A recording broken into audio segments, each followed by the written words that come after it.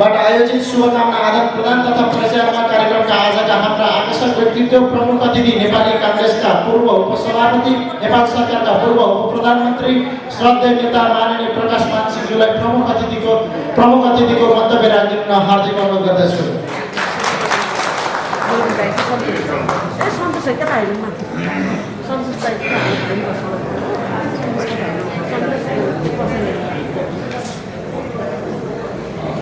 शुभकामना आदान प्रदान तथा परिचय पथ कार्यक्रमका आदरणीय सभापति एवं हाम्रो नम्बर वडाको हाम्रो चाहिँ जुन सभापति हाम्रो गोविन्द पोखरेलजी, पराजुलीजी, मैले नाममा चाहिँ यस्तै हुन्छ त्यहाँ जिल्लाको कोषाध्यक्ष त्यस्तै छ, नाम पनि गोविन्द भयो, त्यसैमा जान्छ, त्यस्तो भयो, सरी है। मञ्चमा आसीन हाम्रो चाहिँ आदरणीय नेताजीहरू, हाम्रो तारा दाई, सुगराज दाई, एकेजी, हाम्रो चाहिँ सोभितजी, हाम्रो चाहिँ महादेवजी, मञ्चमा आसीन सम्पूर्ण हाम्रो चाहिँ पार्टीका आदरणीय नेतागण, मन्त्रीजी र सबै उपस्थित साथीहरू, धेरै कुराहरू हाम्रो चाहिँ आदरणीय नेतागणहरूबाट चाहिँ धेरै कुराहरू चाहिँ हामीले चाहिँ सुनिसकेका छौँ। म खास गरेर यो समयलाई चाहिँ ख्याल गरेर म छोटकरीमा केही कुराहरू चाहिँ म चाहिँ तपाईँहरू समक्ष चाहिँ राख्न चाहिँ चाहन्छु। सबभन्दा पहिला त म हाम्रो यो गोविन्दजीले नै म चाहिँ सबभन्दा पहिला भित्रदेखि नै आभार प्रकट गर्न चाहन्छु। उहाँहरूले यो चाहिँ जुन 46 का सर्वोच्च कमान्डर गणेशमान सिंहज्यूको 107औं जन्म जयन्तीको अवसरमा यो चाहिँ गएको कार्तिक 24 गते नै यो कार्यक्रम चाहिँ गर्नु पर्यो भनेर उहाँले चाहिँ रिक्वेस्ट गर्नुभएको थियो। तर मेरो चाहिँ त्यही दिनमा काठमाडौँको कार्यक्रम बिहान सबैले अटेन्ड गरेर म चाहिँ बर्दिया गएर त्यहाँ चाहिँ गणेशमानजीकै पूर्णगतको शालिग यो चाहिँ अनावरण गर्ने कार्यक्रमहरूको कारणले गर्दाखेरि म चाहिँ आउन सकिनँ। तर छलफलकै क्रममा बरु पछि चाहिँ राख्छु भनेर उहाँले भन्नुभयो र निमन्त्रणा गर्नुभयो, मलाई अत्यन्त खुसी लागेको छ। र आजको कार्यक्रममा आउन अगाडि हाम्रो चाहिँ पार्टीका चाहिँ आदरणीय संस्थापक नेता बिपी कोइराला र गणेशमानजीको यहाँ स्थित यो चाहिँ जुन प्रतिमामा चाहिँ माल्यार्पण गर्दै फेरि म चाहिँ मलाई चाहिँ याद चाहिँ के हो भन्दाखेरि पार्टी प्रतिबन्धित हुँदाखेरि 2039-40 सालतिरको कुरा हो। हाम्रो चाहिँ करुणानिधिजीको चाहिँ घरमा गणेशमानजी उहाँ चाहिँ त्यहाँ बस्नुभएको र चाहिँ हामी पनि सँगै आएको कारणले गर्दाखेरि अब त्यस वखत मसँग चाहिँ हाम्रो चाहिँ त्यस वखतका विद्यार्थी नेता नवीन्द्रनाथ जोशीसँगै थियौँ हामीहरू। मलाई चाहिँ त्यो दिन त्यहाँ चाहिँ त्यो रात मैले बिताएको यो लाइफमा चाहिँ म चाहिँ के हो भन्दाखेरि यो प्रतिबन्धित अवस्थामा वर्कर्सहरूको चाहिँ हालत कस्तो थियो, कस्तो स्ट्रगल गर्नु पर्थ्यो भन्ने कुरालाई चाहिँ मलाई चाहिँ सम्झना। आज त्यो घरमा पनि गएँ, परिवारजनहरूसँग भेटेँ, फोटो खिचेँ, बसेको घर हेरेँ। र त्यो टाइममा चाहिँ के भयो भन्दाखेरि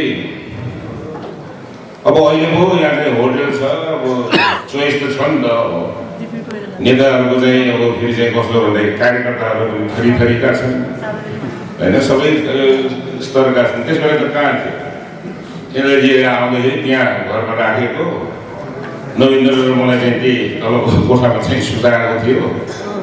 अब सुत्न त के सुत्न सक्थ्यो, 2-3 बजे नै उठेर दुवैजना चाहिँ पोखराको सहर चाहिँ घुम्न थाले। अनि बिहान भेटिसकेपछि हाम्रो करुणानिधि भन्नुहुन्छ यो ट्रेनिङ डे हो तिमीहरूलाई, कति दुःख हुन्छ यो त ट्रेनिङ डे भनेर भन्नु।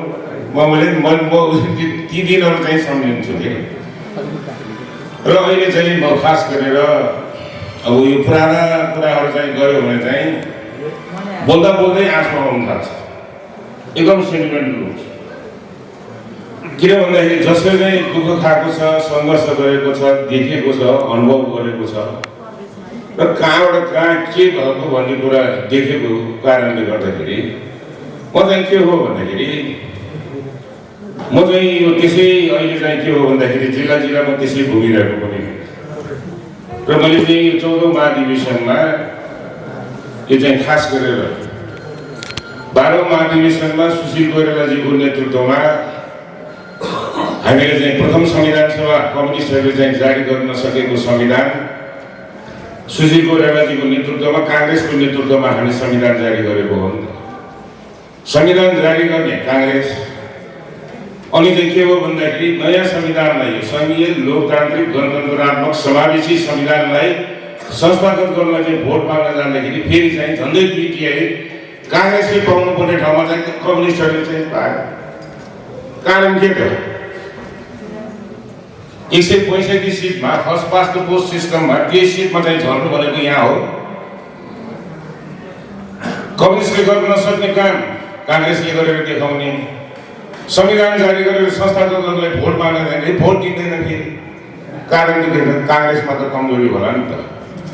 जनताले यो चाहिँ कस्तो हो भन्दाखेरि मूल्याङ्कन गर्दो रहेछ। मेरो अनुभवमा मैले पाएको के हो भन्दाखेरि विगतको जतिसुकै ठुल्ठुला क्रान्ति गरेर चाहिँ आएको किन नहोस्, तर एउटा कुरा मलाई चाहिँ एकदम मनमा चाहिँ फर्किरहेको हुन्छ। यो 46 को जनआन्दोलन सकिसकेपछि 46 का सर्वोच्च कमान्डर गणेशमान सिंहज्यूले शहीद मञ्चबाट, खुला मञ्चबाट काठमाडौँबाट उहाँले चाहिँ भन्नुभएको कुरालाई मलाई चाहिँ जहिले पनि घोचला चाहिरहेको हुन्छ। त्यो के त भन्दाखेरि राजनीतिक क्रान्ति चाहिँ सफल भएको छ, प्राप्त गरेका अधिकारहरूलाई जोगाउन गर्नको लागि अबका दिनहरूमा चाहिँ आर्थिक क्रान्तिको चाहिँ आवश्यकता छ भनेर चाहिँ जुन उहाँले भन्नुभएको कुरा त्यो आजको दिनमा पनि त्यतिकै साधारण छ भन्ने मलाई लाग्छ। काङ्ग्रेसको नेतृत्वमा जारी भएको संविधान, नेपाली कङ्ग्रेसको यो 13औं महाधिवेशनपछि काङ्ग्रेस चाहिँ कमजोर भएकै कारणले गर्दाखेरि नेपालको राष्ट्रिय राजनीतिमा कम्युनिस्टहरू चाहिँ बढेको मात्रै होइन कि कम्युनिस्टहरूमा चाहिँ काङ्ग्रेस कमजोर भएको देखेर दुस्साहस गरेर चाहिँ यो चाहिँ कन्स्टिट्युसनलाई प्रहार गर्न थाल्यो र त्यसको फलस्वरूप के भयो भन्दाखेरि पार्लियामेन्ट दुई पटक विघटन गर्नुको यो दुस्साहस कहाँबाट आयो? कारण के त भन्दाखेरि काङ्ग्रेस कमजोर भएको हुनाले यो भएको हो। र चाहिँ यो चाहिँ निर्वाचन सकिनासाथै यो चाहिँ अहिले मैले चाहिँ देखिरहेको छु, हाम्रो चाहिँ तारा दाई, सुकरा दाई, एकेजीहरू, हाम्रो चाहिँ सबै सिनियर लिडर्सहरू जो प्रतिबन्धित अवस्थादेखि लागेकाहरू निर्वाचनको नतिजा आइसकेपछि मलाई चाहिँ भनौँ न अब गणेशमानजीसँग चाहिँ यो चाहिँ प्रतिबन्धित अवस्थामा बहुदलीय व्यवस्थाको पुनर्बहाली गर्नुको लागि सङ्घर्ष गरेका, तर बहुदल आइसकेपछि कुनै पदमा नबसेकाहरूलाई चाहिँ मलाई के भन्यो भन्दाखेरि परिस्थिति त गम्भीर भइसक्यो, अरू कहाँ गएर हामी भन्दैनौँ, तिमी चाहिँ अलिकति अरूभन्दा अलि फरक हामीले देख्यौँ, तिमीले चाहिँ अलिकति ख्याल गर्नु पर्यो। त्यो के भन्छ भन्दाखेरि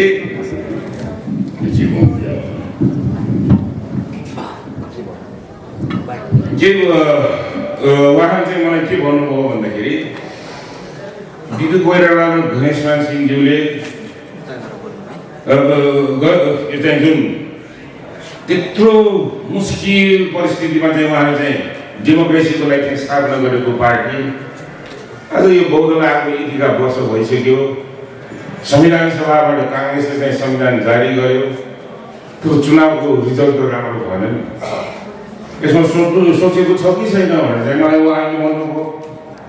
र उहाँले भन्नुभयो खै पार्टी त बडो हामीले चाहिँ बेमजा लागिरहेको छ, विभिन्न गणेशमान किसिमजी यो चाहिँ सुगन्धीहरूले चाहिँ स्थापना गरेको पार्टी त के हो कहाँ छ भनेर खोज्नुपर्ने अवस्था आइसक्यो। यसमा अरूले चाहिँ गर्ला नगर्ला तर तिमीले चाहिँ आफ्नो चाहिँ जिम्मेदारी चाहिँ वहन गर्यो।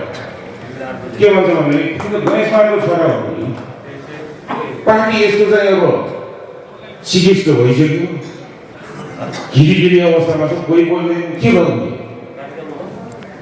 परिवर्तन गर्नुको लागि आवाज निकाल्नु पर्यो, यसरी हुँदैन भनेर मलाई त्यो कुरा सुनेदेखि मलाई यस्तो नराम्रोसँग चाहिँ मलाई चाहिँ त्यो चोट लाग्यो र मैले भने बाबा अब अरूले गरोस् नगरोस् मैले गर्नुपर्ने काम म चाहिँ गर्छु भनेर मैले त्यो दिनदेखि मैले ग्रहण गरेँ र पार्टीको चाहिँ संसदीय दलको चाहिँ नेता को हुने भन्ने चाहिँ कुरा आयो। अब म त के हो भन्दाखेरि 165मा 30 सिट जितेकोमा मध्येमा म एकजना बडो धपचप तपाईँले चाहिँ जितेको यसपल्ट। अनि मैले चाहिँ कुरा हुँदाखेरि हाम्रो चाहिँ महामन्त्रीज्यूले चाहिँ शशाङ्कजीले सर्वसम्मत भयो भने म दलको नेता हुन्छु भनेर उहाँलाई चाहिँ आफ्नो चाहिँ डिजायर एक्सप्रेस गर्नुभयो। अनि हामीले भने ठिकै छ, हामीलाई त्यो स्वीकार्य छ, तर सर्वसम्मत गर्नुको लागि शेरबहादुरजीहरूले त्यो तपाईँले चाहिँ स्वीकार्नु पर्यो। त्यो गऱ्यो भने चाहिँ राम्रै हुन्छ। तर यदि भएन भने चाहिँ के हो भन्दाखेरि शेरबहादुरजीलाई चाहिँ अनकन्टेस्टेड रूपमा चाहिँ पार्लियामेन्ट्री पार्टीको लिडरसिपमा हामी चाहिँ सर्वसम्मतमा गर्नु हुँदैन, कोही न कोही लड्छ त्यसमा, त्यसैले चाहिँ साथ दिनुपर्छ भनेर हुन्छ भन्नु। अब शेरबहादुरजीले अब कस्तालाई खेलाएको छ। अब हाम्रो महामन्त्रीजीलाई त के गर्यो कुन थाहा छैन, कहाँबाट सर्वसम्मत हुने भने पछि चाहिँ अनि चाहिँ डिसिसन भयो मलाई चाहिँ उठ्नु पर्यो भनेर भन्यो। त्यसमा पनि सबैले के उठ्छ कसको आँट छ के छ भनेर भन्थ्यो। मलाई जहिले पनि हम के हो भन्दाखेरि त्यही पुराना वरिष्ठ नेताहरूले चाहिँ भनेको कुराले मलाई चाहिँ एकदम लाग्यो। अरे के नभए पनि मेसेज त दिनु पऱ्यो नि, जितिन्छ नजितेको खण्डमा पनि के हो मेसेज जान्छ शेरबहादुरलाई। यो चाहिँ शेरबहादुरजीलाई चाहिँ के छ अनकन्टेस्टेड रूपमा उहाँले गरिरहेको कुरालाई स्वीकारेको सबै छैन भन्ने कुरा चाहिँ मेसेज जान्छ भनेर मलाई गाह्रो थिएन। 160 सिटको चाहिँ यो भोटको कुरा थियो, काउन्टिङ गर्छ सबै गर्छ, 26-27 त आउँछ। अब यो चाहिँ चुनाव हो, अर्को 3-4 भोट आयो भने त 31 आयो भने त पार्लिमेन्ट दलको नेतै हुने। तर गन्ती यो चाहिँ गन्ती गर्दै हेर्दाखेरि त एक्सपेक्ट गरेको भोटभन्दा कम भोट आउँछ। यो मैले भने नि यस्तो छ राजनीति हो, पार्टीभित्रको पनि राजनीति यस्तो छ। र म के हो भन्दाखेरि अहिले पनि मैले के भनिरहेको छु भन्दाखेरि यो चाहिँ पर्सनल एम्बिसन केही छैन है। मैले भने यो मलाई चाहिँ केमा चाहिँ मलाई चाहिँ एकदमै अलर्ट छु भन्दाखेरि डेमोक्रेसी त जान्छ कि क्या हो यो कालले त। काङ्ग्रेस 13 महाधिवेशनपछि कमजोर भएपछि कम्युनिस्टहरूले चाहिँ दुईपटक हाउस चाहिँ डिजल्भ गर्ने। अब यो चाहिँ आउने 14औं महाधिवेशनमा ठिक नेतृत्व चाहिँ ल्याउन सकेन भने त त्यो चाहिँ के छ भने डेमोक्रेसी त कता पुग्छ। यो ए काङ्ग्रेस बी काङ्ग्रेस सी काङ्ग्रेसले के गरेको छ, नेपाली कङ्ग्रेस त कता पुगिसक्यो नि त। म के गर्न चाहन्छु भन्दाखेरि मैले भने म एउटा साधारण चाहिँ मैले भने हो म गणेश मानजीको छोरा हुनु, मङ्गलादेवी सिंहको छोरा हुनु, तर छोरा भन्दैमा चाहिँ के हो भन्दाखेरि मैले एउटा साधारण पार्टीका चाहिँ वर्करहरूले चाहिँ जे अनुभव लिएर म यहाँसम्म आइपुगेको छु, मसँग चाहिँ अनुभव छ। म चाहिँ के हो भन्दाखेरि पार्टीलाई ट्रान्सफर्म गर्न चाहन्छु। यो पार्टी अब यसरी चाहिँ लडखड तवरले एडअप बेसिसमा अब चल्नेवाला चाहिँ छैन। जनताले त मेसेज दिइसक्यो नि, मैले त वर्किङ कमिटीमै भने सभापतिको अगाडि writing on the wall clear छ। जनताले भन्छ काङ्ग्रेसले चाहिँ हाम्रो मत लिने हो भने नेतृत्व परिवर्तन गरेर आऊ भनेको छ, त्यसको लागि चाहिँ लाग्नुपर्छ भनेर वर्किङ कमिटीमै भने। त्यसपछि मैले भन्दै आइसकेको छु। अहिले पनि म के भन्छु भन्दाखेरि मैले पर्सनली फेरि चाहिँ शेरबहादुर दाइ एकदम माइडियर दाइ हो, तर उहाँको चाहिँ मैले भने नि उहाँले मलाई पनि त्यत्तिकै फेरि चाहिँ अब माया पनि त्यत्तिकै गर्नुहुन्छ, तर पोलिटिकली अब डिफ्रेन्सेस मौका पाएर उहाँले चाहिँ गर्न सक्नु भएन। उहाँले चाहिँ रेस्पेक्ट गर्ने, रामचन्द्र दाइले गर्ने हामी गर्छौँ। तर समय र मागले चाहिँ के भइरहेछ भन्दाखेरि नेतृत्व चाहिँ अब परिवर्तन हुनु पर्यो है। बौद्धले आएदेखि केही अनुहार नेताहरू देखिरहेको छु, खै के भयो त भनेर भन्छ। त्यो कारणले गर्दाखेरि पनि मैले भने नि त्यत्रो कम्युनिस्टहरूले जारी गर्न नसकेको संविधान काङ्ग्रेसले जारी गरेर देखाउने। भोट किन पाएन भन्दाखेरि यो चाहिँ भोटर्सहरूको साइकोलोजी कस्तो हुँदो रहेछ भन्दाखेरि पासमा चाहिँ जे गर्यो त्यो चाहिँ त्यसलाई आधार मान्छ। तर कमिङ डेजमा चाहिँ आउने दिनहरूमा चुनावको नतिजा हुनासाथ सरकार गठन हुँदाखेरि को प्रधानमन्त्री हुन्छ के हेर्दो रहेछ। प्रधानमन्त्री भनेको त एजुकेटेड हेर्नु नि नम्बर 1 म्यान हुनु। उसले चाहिँ हाम्रो चाहिँ जुन इन्ट्रेस्टको सर्भ गर्छ कि गर्दैन हेर्दो रहेछ त्यो। अनि त्यसमा चाहिँ के हो भन्दाखेरि यसले चाहिँ गर्दैन भनेर भनेपछि जतिसुकै राम्रो काम गरे पनि भोट चाहिँ नदिने रहेछ। त्यो कारणले मैले चाहिँ सबैलाई के भनिरहेको छु भन्दाखेरि फ्युचर हेरौँ है। त्यत्रो दुःख कष्ट गरेर चाहिँ ल्याएको डेमोक्रेटिक सिस्टम यो काङ्ग्रेस कमजोर भयो भने त जाने बिहेर छैन है, एकदम क्राइसिसमा छ। त्यसकारण यो 14औं महाधिवेशनलाई चाहिँ यो चाहिँ युजुअल क्याजुअलबाट रूपमा चाहिँ नहेरौँ। यो चाहिँ के छ भन्दाखेरि टेस्टेड लिडर्सहरूलाई चाहिँ ल्याउनु पर्यो, गरी खाँदा मान्छेहरू चाहिँ ल्याउनु पर्यो। यो चाहिँ अहिले चाहिँ काङ्ग्रेसको चाहिँ कमजोरी पक्ष भनेको के हो त भन्दाखेरि कमजोरी पक्ष मैले चाहिँ अनुभव गरेको नि यो 70 सालदेखि 46 सम्म यो चाहिँ अधिकारको लागि भ्यालु बेस पोलिटिक्समा चाहिँ राजनीति काङ्ग्रेसको चाहिँ थियो, मूल्य मान्यताको राजनीति। तर 46 पछि चाहिँ जो प्रतिबन्धितबाट उपन्यासमा आइसकेपछि काङ्ग्रेसले चाहिँ जुन उपन्यासमा आइसकेपछि खुला रूपमा पार्टीले चाहिँ संस्थागत गर्नुपर्नेमा चाहिँ ध्यान चाहिँ हामीले चाहिँ पुर्याउन नसकेको देखियो। त्यो कारणले गर्दाखेरि अहिले भनेको ग्रेटेस्ट च्यालेन्ज चाहिँ के हो त भन्दाखेरि यो चाहिँ पार्टीभित्रै अन्याय भयो भनेर चाहिँ आवाज आउँछ। जहाँ गए पनि चाहिँ त्यही कुरा, जिल्ला जिल्ला सबै ठाउँमा भेटौँ सबैले भन्छ अन्याय भयो अन्याय भयो अन्याय भयो भन्ने भए चित्त बुझाउने कोही छैन। सायद पार्टी सभापतिले बोले पनि अन्याय भयो यिनीहरूले कामै गर्नु दिन्न भनेर भन्नु होला, त्यो आफ्नो ठाउँमा होला। तर जुन पार्टीभित्र वर्कर्सहरूले चाहिँ न्याय पाएको चाहिँ त्यो फिलिङ हुँदैन, त्यो पार्टीले चाहिँ के समाजलाई चाहिँ न्याय दिन सक्ला, के एक्सपेक्ट गर्छ? त्यो कारणले गर्दाखेरि यो चाहिँ सबभन्दा मैले भने नि धेरै ठुलो कुरा गर्नु पर्दैन। कुरा के हो भन्दाखेरि पार्टीलाई चाहिँ संस्थागत गर्ने कि नगर्ने, पार्टीले चाहिँ विधिसम्मत नियमसम्मत तौरले अनुशासित रूपमा यो पार्टीलाई अगाडि बढाउने कि नबढाउने सवाल यो हो। मैले भने 56 सालको मलाई याद आउँछ, त्यसबेला म चाहिँ काठमाडौँ जिल्लाको जिल्ला सभापति थिएँ। सुखराज दाइलाई पनि याद होला, तारा दाइलाई पनि याद होला। यो चाहिँ 10औं महाधिवेशन पोखरामा हुने भनेर चाहिँ टिटिमिटी टोकियो। टोकिसकेपछि के गर्छ भन्दाखेरि वर्किङ कमिटी राखेर 16वटा जिल्ला कार्य समितिहरू भङ्ग गर्यो। त्यसमा यसो हेर्छु त काठमाडौँ जिल्ला पनि भङ्ग, म जिल्ला सभापति थिएँ। अरे बाबा यो के भएको यो भनेर भन्नुको लागि चाहिँ डेमोक्रेटिक पार्टी भनेर भन्ने टिटिमिटी टोक्ने महाधिवेशनको, अनि त्यो महाधिवेशनलाई प्रभावित गर्नलाई 16वटा जिल्ला कार्य समितिहरू यसरी भङ्ग गर्न पाइन्छ? म केन्द्र कार्य समितिले गरेको चाहिँ निर्णयको विरुद्धमा मैले चाहिँ अभियान चलाएँ। विधिसम्मत नियमसम्मत यो भएन, यसलाई करेक्सन गर्नुपर्छ भनेर चलाएँ मैले। त्यसमा मैले चाहिँ देखेको छु नि यो बाटो बिराएको बेलामा त्यो त्यसलाई करेक्सन गर्नुको लागि कतिको मुस्किल हुन्छ भन्ने कुरा मैले चाहिँ त्यो मैले स्वयं आफैले भोगेको छु।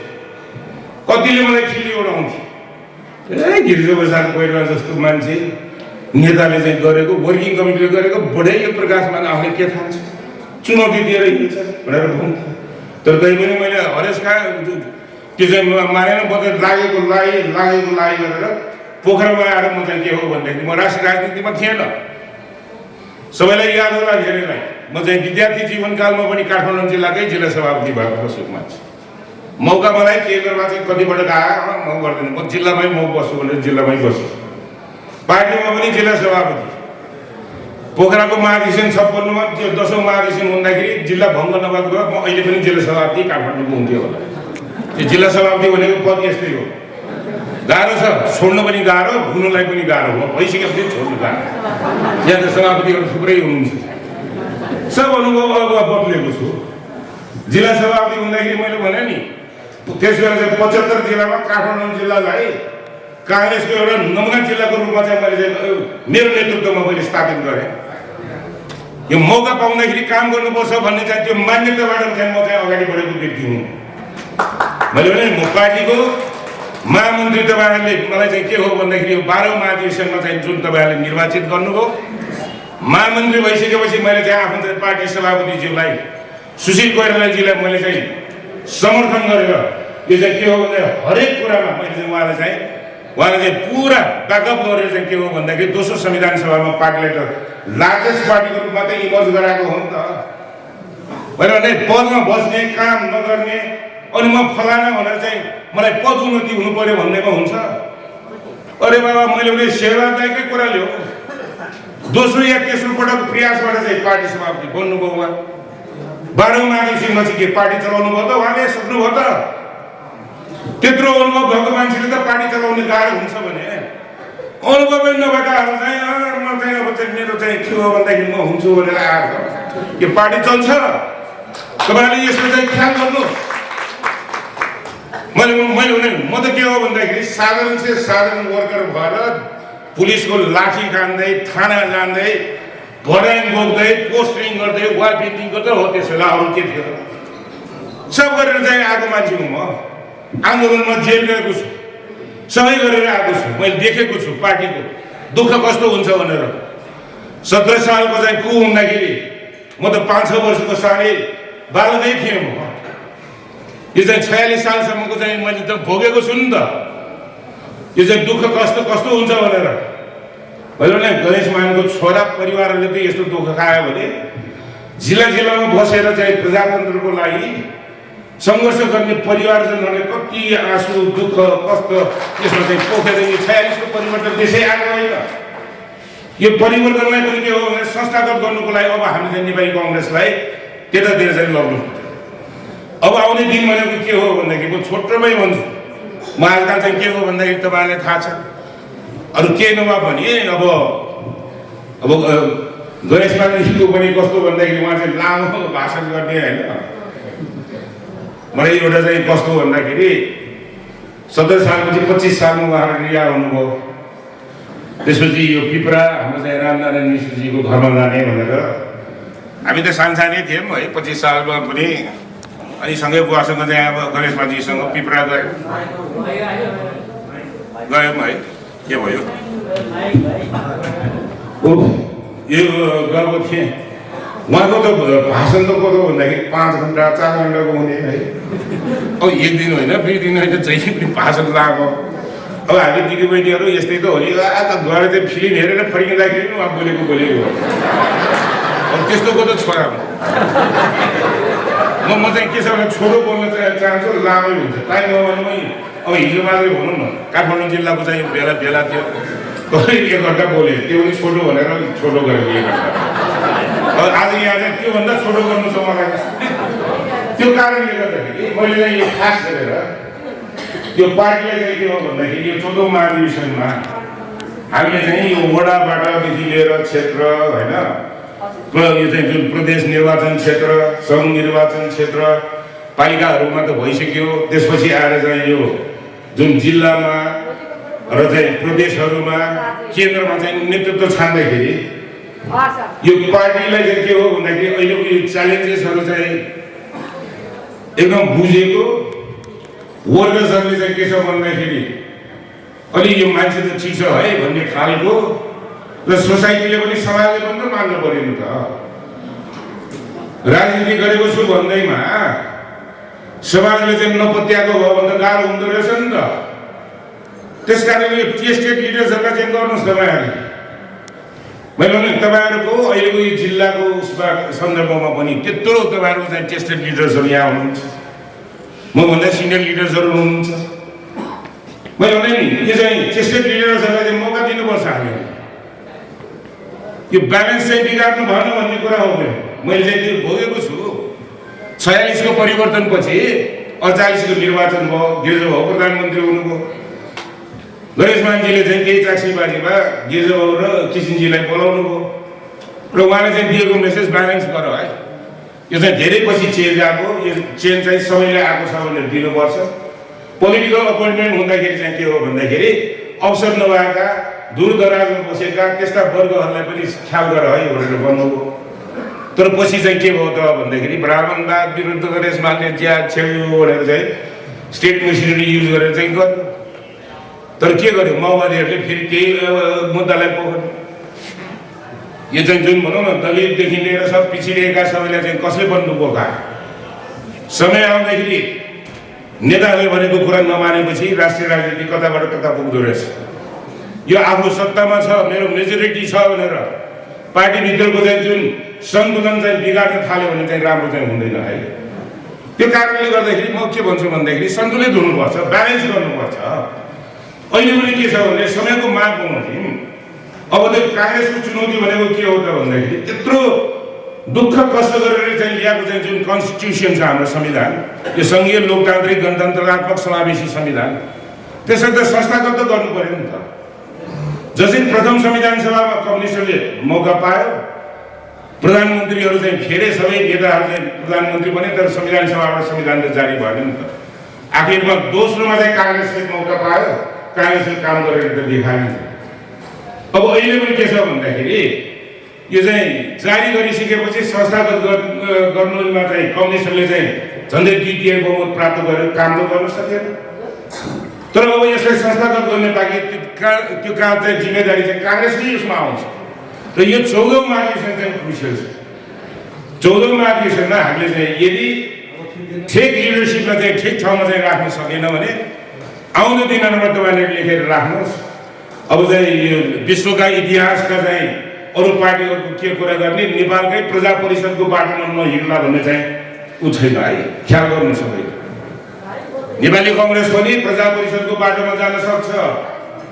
मेसेज त दियो नि त, संविधान तिमीहरूले जारी गरेको हो, तर हामीले भरपर्दो नेता भन्यो भने हामी विश्वास गर्दैनौँ भनेर भनिसकेपछि अब हामीले चाहिँ जनताले भनेको केही होइन, हामीले नेता महान हो भनेर चाहिँ हिँड्यो भने के हालत हुन्छ।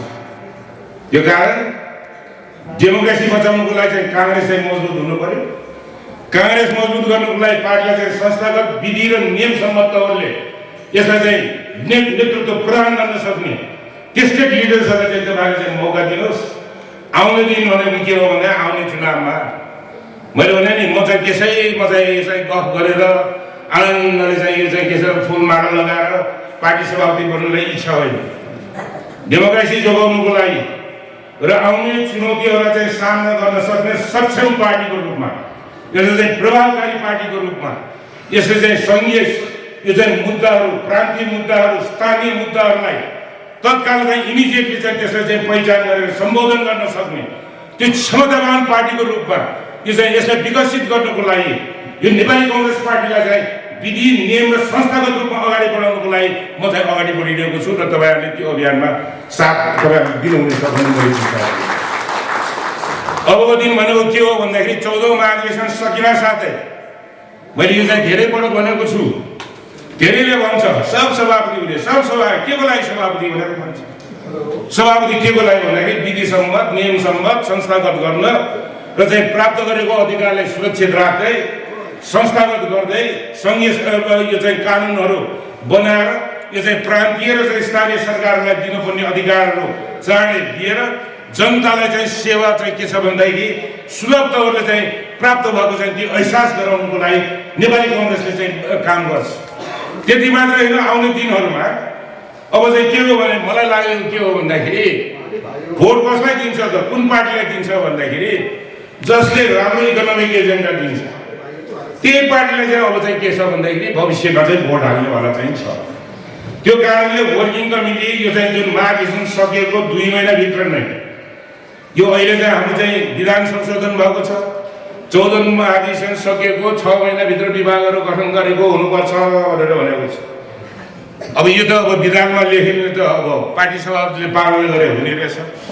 13औं महाधिवेशन पछि पनि त थियो नि, यो चाहिँ महाधिवेशन सकिएको 2 महिनाभित्र विभागहरू गठन भएको हुनुपर्छ भनेर भन्यो। 2 महिनामा भयो, 2 वर्षमा भयो, 4 वर्षमा भयो।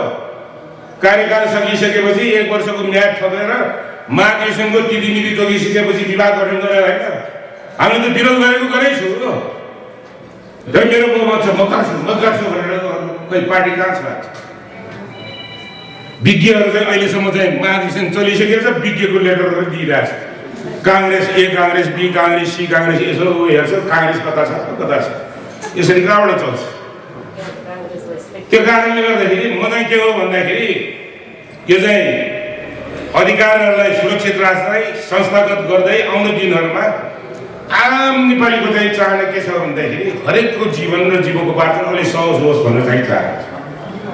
धेरै ठुलो एक्सपेक्टेसन पनि होइन, कन्ट्री पनि त्यति लार्ज पनि होइन, पपुलेसन पनि के छ भन्न सक्ने किन। तर लिडरसिपहरूमा चाहिँ के छ भन्दाखेरि क्वालिटी त्यसमा चाहिँ कम भएको कारणले गर्दाखेरि अलिकति जुन रफ्तारमा चाहिँ हुनुपर्ने हो भइरहेको छैन। त्यो गर्नुको लागि त के हो भन्दाखेरि मैले भने नि यो त हामी त बिपी कोइराला गणेश मान्जी किसिमजीको स्कुलिङबाट चाहिँ राजनीतिमा लागेको यो राजनीति भनेको त सेवाको क्षेत्र हो है भनेर चाहिँ भन्नुभएको छ उहाँले। यो मेवा खाने क्षेत्र होइन भनेर उहाँले भन्नुभएको छ। तर यो 46 पछि कस्तो भन्दाखेरि सेवा के मतलब मेवा खाऊ भन्छ कति खाने के काङ्ग्रेस के कम्युनिस्ट सब त्यस्तै छ भनेर भन्छ। त्यो कारणले गर्दाखेरि ग्रिड छोड्नु पर्यो, लोभ छोड्नु पर्यो। गान्धीजीले भन्छ नि संसद यो चाहिँ भगवानले चाहिँ यो चाहिँ हाम्रो चाहिँ भनौँ न यो चाहिँ प्लानेटलाई चाहिँ गठन गर्दाखेरि सबैले चाहिने आवश्यकता अनुसारको सबै हुन्छ, तर लोभी हुन थाल्यो भने चाहिँ पुग्दैन भनेर भने जस्तै अहिले पनि नेताहरूले के गर्नु भने त्यो लोभ छोड्नु पर्यो। जे जति छ त्यसको चाहिँ फाइदा चाहिँ जनतालाई चाहिँ हुनु पर्यो, समाजमा हुनु पर्यो। त्यो गर्नलाई आउँदो दिनहरूमा चाहिँ नेपाली कङ्ग्रेस पार्टीले चाहिँ के गर्नु पर्यो त भन्दाखेरि यो चाहिँ महाधिवेशन सकिएको मैले भने नि 1-2 हप्तामा चाहिँ वर्किङ कमिटी राखेर सबैलाई चाहिँ बधाई शुभकामना दिएर एउटा चाहिँ मासिक कार्यक्रम चाहिँ सङ्गठन परिचालन गर्ने कार्यक्रम आउनु दिनुपर्छ।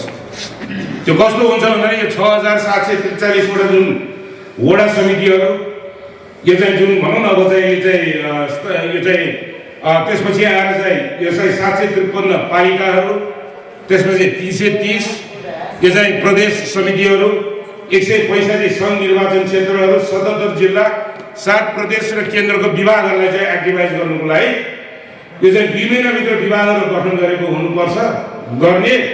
अनि त्यसपछि चाहिँ त्यो वर्किङ कमिटीले नै हामी चाहिँ अभियान चलाउने के त भन्दाखेरि ग्रासरुट लेभलदेखि नै हरेकलाई चाहिँ के छ हरेक वडामा चाहिँ मिटिङ राखेर यो चाहिँ के छ भन्दाखेरि त्यो वडाको एरियाभित्र पर्ने बुद्धिजीवीहरू, प्राध्यापक, यो चाहिँ जो शिक्षकहरू, नागरिक अभियन्ताहरू, व्यवसायहरू, सफल व्यक्तिहरू सबैले चाहिँ बोलाएर काङ्ग्रेसले अब के गर्दाखेरि हुन्छ आउँदो दिन भन्ने चाहिँ इन्टरेक्सन गरेर रिपोर्ट तयार गर्न।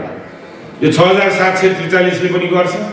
त्यसपछि चाहिँ 753 वडा पालिकाहरूमा यो चाहिँ पालिकाहरूमा चाहिँ जान्छ। त्यहाँ पनि त्यो पालिकाहरूले पनि आफ्नो इलाका यहाँ पोखरामा भयो भने पोखराको यो नगरपालिकाको चाहिँ भित्र पर्ने एरियामा यहाँका चाहिँ इन्डस्ट्रिजहरू, बुद्धिजीवीहरू, त्यो चाहिँ इन्टेलेक्ट, व्यवसाय सबैले चाहिँ राखेर कुरा गरेर तलबाट आएको यसो रिपोर्ट छ यसमा चाहिँ के गर्नुपर्छ भनेर लिने हो। त्यस्तै गरेर नै रिपोर्ट माथिसम्म चाहिँ ल्याएर स्थानीय निर्वाचन त अब हाम्रो आउँदैछ भनेपछि त हामीले त यो 2 महिनाभित्रमा स्थानीय निर्वाचन चैत्र चाहिँ भयो भने त्योभन्दा अगाडि नै हामीले चाहिँ एउटा चाहिँ प्रतिज्ञा पत्र हामीले चाहिँ जारी गरेको हुनु पर्यो। अब यो तल्लोदेखि चाहिँ अहिले चाहिँ काङ्ग्रेसको चाहिँ कमजोरी के भइरहेको छ भनेर भन्नुको लागि डेमोक्रेटिक पार्टी भन्छ। इनर डेमोक्रेटिक एक्सर्साइज निल छ। अब के गर्ने? अब जो जसले चाहिँ बहुमत ल्याए मैले जे गरे पनि हुन्छ, मिटिङ राखे पनि हुन्छ, नराखे पनि हुन्छ। अब क्यान्डिडेट सिलेक्सनमा चाहिँ सिफारिस गरेको पनि वास्ता गर्दैन। अनि कहाँबाट चाहिँ रिजल्ट राम्रो हुने? विधि प्रक्रियामा त पार्टीलाई हेराउन सक्नु पर्यो नि। यो चाहिँ वर्कर्सहरूले चाहिँ नेताहरूले जिम्मा दिँदाखेरि त्यो जिम्मेदारी त इमान्दारिताका साथ वहन गर्नु पर्यो नि त। गाइडलाइन कहाँबाट आउँछ? पार्टीको विधान नियमावलीबाट आउँछ नि त। त्यसलाई पालना गर्नु नपर्ने, पालना गराउनु पर्यो नि त। त्यो गराउनुलाई चाहिँ के हो भन्दाखेरि स्थानीय निर्वाचनभन्दा अगाडि यो तलदेखि एक्सर्साइज गरेर हजारौँको चाहिँ आइडियाजहरूबाट चाहिँ त्यो बनाएको चाहिँ रिपोर्ट चाहिँ हामी चाहिँ के छ भन्दाखेरि वर्किङ कमिटीबाट फाइनलाइज गरेर एउटा चाहिँ प्रतिज्ञा पत्र चाहिँ चुनाव हुनुभन्दा अगाडि हामी चाहिँ जारी गर्छौँ। त्यसमा चाहिँ के आउँछ त भन्दाखेरि अब यो हेडलाइन चाहिँ कस्तो हुन्छ? अब यसमा चाहिँ भाषामा चाहिँ अब हाम्रो चाहिँ विज्ञहरू चाहिँ थुप्रै छन् यहाँ। यसमा चाहिँ के हो भने जनतालाई अधिकार दिलाउनलाई काङ्ग्रेसले चाहिँ नेतृत्वदायी भूमिका खेलेकै हो। संविधान जारी गर्नुमा पनि कम्युनिस्टले गर्न नसकेको संविधान काङ्ग्रेसको नेतृत्वमा जारी गरेकै छ। यो संविधानले दिएको अधिकारहरूलाई चाहिँ सुरक्षित राख्दै यो चाहिँ संघीयता, गणतन्त्र, लोकतन्त्रलाई संस्थागत गर्ने आवश्यक यो चाहिँ सङ्घीय कानुनहरू समयमै बनाएर यी सबै कामहरू हामी गर्छौँ। र त्यसको अलावा हरेक नेपालीको चाहिँ चाहना भनेको आफ्नो जीवन र जीवकोपार्जन सहज हुने चाहना छ। हामी के गर्छौँ त भन्दाखेरि आउने दिनहरूमा काङ्ग्रेसले ज्येष्ठ नागरिकलाई के गर्छ प्रोग्राम। त्यसपछि आएर चाहिँ के हो भन्दाखेरि यो चाहिँ बेरोजगारलाई चाहिँ रोजगारमा चाहिँ परिणत गर्नलाई के प्रोग्राम ल्याउँछ त्यो पनि के हो यो तलबाट चाहिँ आएको सबै एक्सपर्ट्सहरूबाट भिपोइट लिएर त हामी प्रोग्राम दिन्छौँ। महिलाहरूलाई चाहिँ हामी के गर्छ अब अहिले हामीले चाहिँ कस्तो छ भन्दाखेरि भन्नलाई समाजवादी पार्टी भन्छौँ त्यो भएर समाजवादी पार्टी हो कि होइन किन भन्दाखेरि यो आधारभूत यो स्वास्थ्यमा चाहिँ जुन मौलिक अधिकारमा चाहिँ यो चाहिँ निःशुल्क हुन्छ भनेर चाहिँ भन्छ के निःशुल्क भएको छ काङ्ग्रेसले हेर्नु पर्दैन भनेर गराउँछ नि त। त्यो कारणले गर्दाखेरि आधारभूत यो चाहिँ स्वास्थ्य निःशुल्क गर्नको लागि काङ्ग्रेसले के प्रोग्राम ल्याउँछ त्यो पनि हामी राख्छौँ। एजुकेसन त ब्याकबोन हो नि त सोसाइटीले ट्रान्सफर्म गर्नुको लागि। यो चाहिँ 12 क्लाससम्म चाहिँ निःशुल्क शिक्षा खालि शिक्षाको नाममा शिक्षा दिन गुणस्तरीय शिक्षा दिनको लागि काङ्ग्रेसले के नीति परिवर्तन गर्छ र कस्तो प्रोग्राम ल्याउँछ भनेर हामी दिन्छ। कृषि प्रधान देश भनेर भन्छ अब चाहिँ के हो भन्दाखेरि धानदेखि लिएर सबै खाद्यान्न अब चाहिँ यो चाहिँ अरू पदार्थ पनि सब आयात गर्नुपर्ने अवस्थामा गइसक्यो। अब चाहिँ के छ भन्दाखेरि किसानहरू चाहिँ धानहरू रोप्छ यो चाहिँ के छ भन्दाखेरि फर्टिलाइजर चाहिने बेलामा कहिले पनि फर्टिलाइजर हुने हरेक साल केही हामी समाचारमा पर्छ। यस्ता कुराहरूलाई चाहिँ हामी चाहिँ अब चाहिँ गर्न दिन्नौँ सिस्टममा लग्छौँ। प्रोडक्टिभिटीलाई चाहिँ बढाउनुको लागि अब काङ्ग्रेसले चाहिँ किसानको लागि के गर्छ के सहुलियत दिन्छ ऋणमा के गर्छ फर्टिलाइजर उपलब्ध गराउन के गर्छ यो चाहिँ बिउजन इरिगेसनमा के गर्छ भन्ने प्रोग्राम हामी दिन्छ।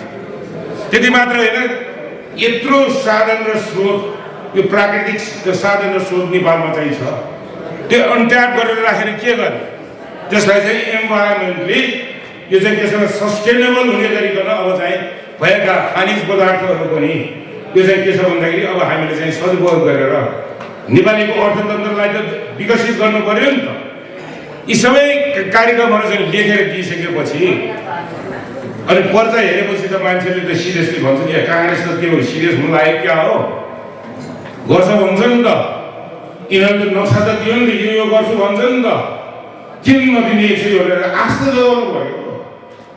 13 मार्च डिसेम्बर खै केही त्यस्तो प्रोग्राम हामी दिन सक्यौँ के गर्न सक्यो संविधान हामीले चाहिँ काङ्ग्रेसको नेतृत्वमा जारी गरेर त भोट हामीले चाहिँ लिन सकेन भने अब यस्तैबाट चाहिँ चल्छ होइन नेता राम्रो भएपछि हुन्छ अनुहार राम्रो भएपछि हुन्छ भनेर हुन्छ यो त हुँदैन नि त। मैले भने नि 17 सालपछि मुठीभर काङ्ग्रेस भनेर भन्थ्यो राष्ट्रिय तत्त्व भन्थ्यो। आखिर विचारै हो नि त राजनीति भनेको त पार्टी पनि विचारले चाहिँ चल्छ। यो चाहिँ के छ भने पैसा पद त्यसले गरेर चाहिँ चल्दैन है त्यो क्षणिक रूपमा चाहिँ चल्दा लङ टर्म रूपमा आखिरमा प्रिभेल हुने भनेको राम्रो विचारले पनि प्रिभेल गर्छ र चाहिँ अब हामीहरू चाहिँ आउने दिनहरूमा चाहिँ आम नेपाली जनताको चाहिँ यो चाहिँ आय आर्जन गर्ने चाहिँ यो चाहिँ भनौँ न त्यो चाहिँ जुन यो आर्थिक सम्पन्नता ल्याउनमा काङ्ग्रेसले अब लिड गर्छ। यो अधिकार दिलाउनुमा जसरी लिड गर्यो यो चाहिँ इकोनोमिक प्रस्पेरिटीको लागि यो चाहिँ आर्थिक सम्पन्नतामा पनि काङ्ग्रेसले नै लिड गर्छ। त्यो लिड गर्न चाहिँ 14औं मार्चसँग ठिक नेतृत्वलाई चाहिँ ठिक ठाउँमा चाहिँ राख्नु पर्यो र चाहिँ पार्टीलाई विधि नियम र संस्थागत रूपमा चलायो भने नहुने भन्ने कुरा के छ र भने गर्नु पर्यो त्यसमा चाहिँ लाग्नु पर्यो। मैले भने अब अहिले चाहिँ कुरा त सबैले भन्छ अब जिल्लामा चाहिँ क्षेत्रमा गाउँमा वार्डमा तपाईँहरूले चाहिँ कति गाह्रो भइरहेको छ मिलाउनु माथि पनि तपाईँहरूले मिलाउनु पर्यो मिलाउनु त पर्यो नि प्रयास गरिरहेको सजिलो छ सबै मै हुन्छु मैले मात्र सक्छु भनेर भन्छ। अब आधार के मै हुन्छु आधार अरू के आधार छ किन भन्दाखेरि मै हुन्छु भन्छ अब आधार केही छैन। अब हामी चाहिँ यहाँ आधार भएकाहरूलाई यो हुन्छ कि हुँदैन भन्छ के हो भने यो त तपाईँहरूलाई चाहिँ के छ भन्दाखेरि ठिक छ मिल्यो भने चाहिँ के हो भन्दाखेरि सर्वसम्मतै होला अरे तर सर्वसम्मत भएन भने त प्रतिस्पर्धा त हुन्छ नि त। अब प्रतिस्पर्धामा पनि के हो भन्दाखेरि 2 ग्रुपको होला या 3 या 4 5 कतिको हुन्छ अब भयो भने त हुन्छ नि त रोकेर रोकिन सकिन्छ त उठ्न पाउँदैन मै मात्र हो भनेर कोही रोक्छ यहाँ कोही रोक्छ रोक्दैन नि त न्याय त हुनु पर्यो नि त। त्यो कारणले गर्दाखेरि अब क्यान्डिडेट मल्टिपल क्यान्डिडेट भएको भने वर्स सिनेरियोमा मल्टिपल क्यान्डिडेटहरू होला र उम्मेदवारहरू त तपाईँले हेर्नुहुन्छ नि त त्यो त फेरि अन्डरग्राउन्ड त हुँदैन, आउँछ नि त को पार्टी सभापति उठ्दैछ भन्ने। तपाईँहरूले भोट दिँदाखेरि पार्टी सभापतिले चाहिँ छाप राख्दाखेरि कसले के गरेको छ भने त बुझ्नु होला नि। यो डेमोक्रेसी क्राइसिसमा पर्दाखेरि कुन चाहिँ यहाँ चाहिँ उम्मेदवारहरूले के गर्यो त्यो त तपाईँहरूले चाहिँ फ्ल्यासब्याकमा होला नि। भरपर्दो नेता को हो भनेर त छान्न सक्ने त्यो क्षमता त तपाईँहरूमा हुनु पऱ्यो नि। विवेक चाहिँ तपाईँहरूले चाहिँ प्रयोग गर्नु पऱ्यो। त्यो भएन हुन्छ, नत्र मैले भने नि त्यो टाउको हल्लाउँदैमा हुनेवाला छैन है फेरि केही। यो चाहिँ मैले भने तपाईँहरूले चाहिँ सिरियसली चाहिँ यसलाई चाहिँ मदन गर्नुहोस्। यो 14औं महाधिवेशनमा यदि ठिक नेतृत्व चाहिँ त्यसमा चाहिँ हातमा चाहिँ बागडोरमा चाहिँ नेतृत्व गर्न भने हामीले चाहिँ धेरै मुस्किलको दिनहरू आउँछ है। त्यो कारण मेरो चाहिँ विनम्र अनुरोध तपाईँहरू सबैलाई यो 14औं महाधिवेशनमा राम्रो नेताहरूलाई, टेस्टेड क्लिन लिडर्स, सोसाइटीले चाहिँ मन पराएको, समाजले मन पराएको, छरछिमेकीले मन पराएका त्यस्ता नेताहरूलाई प्रोत्साहन गर्नु पर्यो। अवसर पाएर काम नगर्नेहरूलाई चाहिँ फेरि माया गरेर के गर्छ, डेमोक्रेसी जान्छ। त्यो कारण यसमा चाहिँ हेरेर चाहिँ तपाईँहरूले गर्नु होला।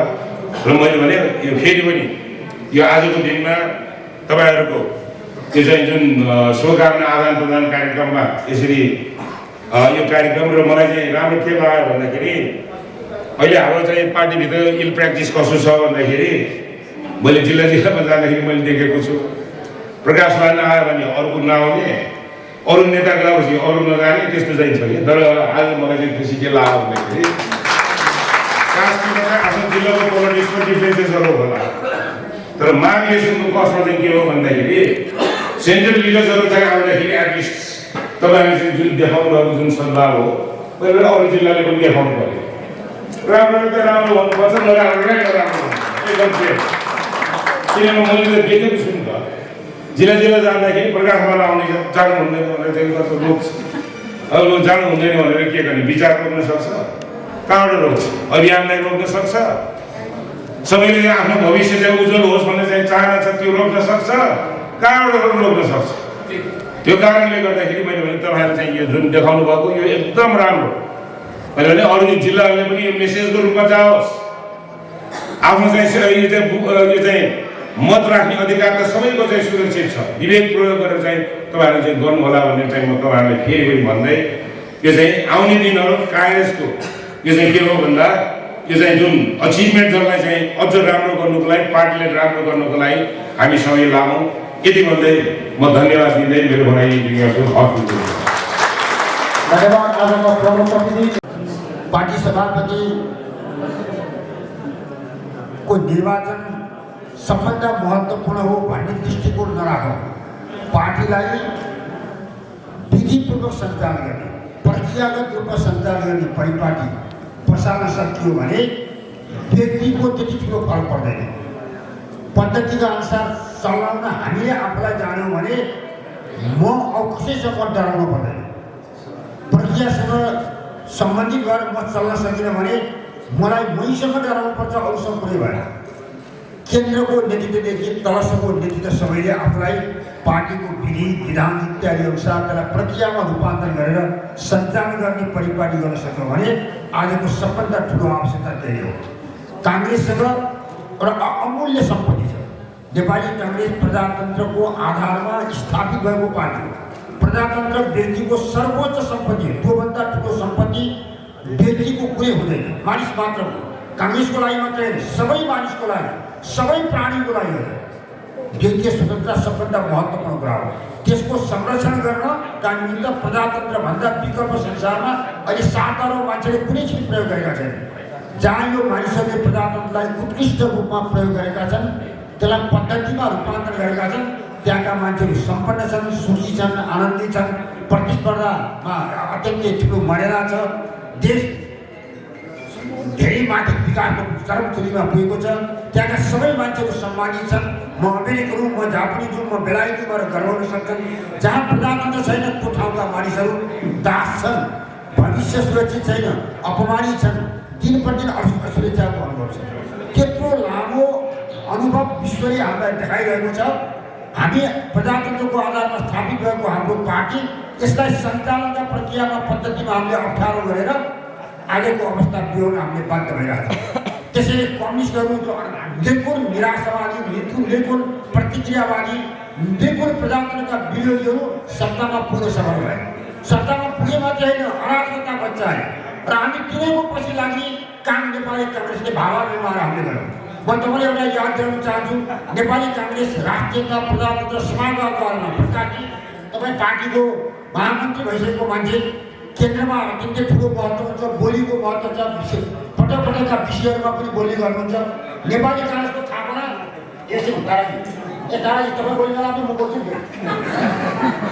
त्यसैले म भन्न चाहन्छु, ध्यानाकर्षण गर्न चाहन्छु, नेपाली काङ्ग्रेस राष्ट्रियता, प्रजातन्त्र, समाजवादको सिद्धान्तको आधारमा स्थापित भएको।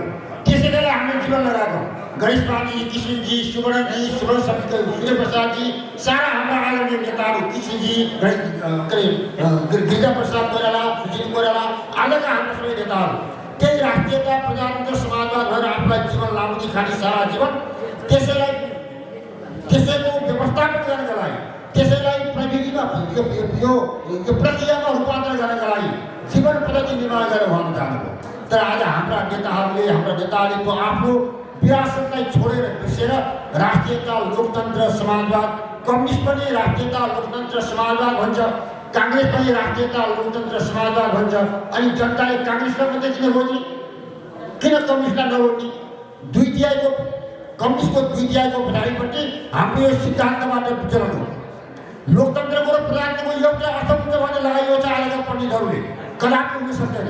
हाम्रो नेताले यो बिपी कोइरालाले, गणेश पाण्डेले, सुवर्ण शमशेरले, सूर्यप्रसादजीहरूले लोकतन्त्र र प्रजातन्त्र एउटै पनि जानेका थिएनन्। किन राखेनन् लोकतन्त्र, राष्ट्रियता, लोकतन्त्र, समाजवाद भनेर? राष्ट्रियता, प्रजातन्त्र, समाजवाद भनेर राख्नु, किनभने प्रजातन्त्रमा व्यक्तिको सर्वोच्चता छ, व्यक्तिको महत्त्व छ। व्यक्तिको क्षमतालाई उपयोग नगरिकन देश बन्दैन, व्यक्तिको क्षमतालाई उपयोग गर्ने वातावरण नगरिकन व्यक्ति स्वतन्त्रताको रक्षा हुँदैन। व्यक्तिको स्वतन्त्रताभन्दा अरू कुनै ठुलो महत्त्वपूर्ण कुरा छैन। त्यसबाट मात्र जीवनमा मानिसलाई मुक्ति दिलाउन सकिन्छ। त्यही अभियानका साथ 7 साल सुरु भयो। 40 सालमा हामी आन्दोलन गऱ्यौँ गणेश पाण्डेको नेतृत्वमा। हामीले 61 सालमा आन्दोलन पोखराबाट सुरुवात गऱ्यौँ। यो राजाले दिएको प्रजातान्त्रिक अधिकार खोज्यौँ। आज गणतन्त्र नेपालमा आएको छ, जनताले बनाएको संविधान कार्यान्वयन भएको छ। त्यो सबै प्रतिफल प्रजातन्त्रको आधारमा व्यक्तिको स्वतन्त्रतालाई हेरेर। त्यसैले हामी तपाईँलाई साथीहरूलाई आग्रह गर्न चाहन्छौँ, हामी प्रजातन्त्रवादी हौँ। प्रजातन्त्रले व्यक्तिको सर्वोच्चतालाई स्वीकार गर्छ, व्यक्तिको क्षमतालाई उपयोग गरेर देश बनाउने काम गर्छ। त्यही काङ्ग्रेसको नीति हो, त्यसैमा काङ्ग्रेसको जीवन छ। त्यो पद्धति बसाल्ने गरी, त्यो परिवर्तनलाई सिस्टममा पद्धतिमा रूपान्तरण गर्ने गरी 14औं महाधिवेशनलाई सफल पार्न सकौँ। अहिले यहाँ पहिले नेताहरूले जति मिठा कुराहरू गर्नु, म त के भन्न चाहन्छु भने मैले भन्ने कुरा व्यावहारिक अभियान मलाई थाहा छैन। अब हामीले भन्ने होइन, त्यहाँबाट फ्लोरबाट भन्ने, यहाँ बस्नेहरूले सुन्ने, यहाँ बस्नेहरूले कार्यान्वयन गर्ने, त्यहाँ भन्ने मान्छेहरूले त्यहाँ बस्ने मान्छेहरूले भन्ने। यो परिपाटी बसाल्न सकियो भने पद्धतिमा परिवर्तन हुन्थ्यो कि भन्ने मलाई लाग्छ। यहाँ भन्यो कार्यान्वयन गर्ने पनि है, भन्ने पनि है, जे भन्यो अनि कार्यान्वयन उस्तो भन्ने उस्तो गर। मिठो बोल्यो, भ्याडा बोलेर बाहिर नसिकेको छुट्टै बढी चरित्र आचरणहरू छन् अनि पार्टी धराशायी हुँदैन। म नेपाली काङ्ग्रेसको कार्यकर्तामा गर्व गर्नुपर्छ। म भोटर हुँ नेपाली काङ्ग्रेसकोबाट, भोटरले गर्व गर्ने भाषा तयार गर्नुपर्छ। म काङ्ग्रेसका मान्छेलाई भोट हालेको, मैले काङ्ग्रेसको रुख चिन्हमा मैले भोट हालेको भएर गर्व गर्न सक्ने वातावरण बनाउने काम कसको?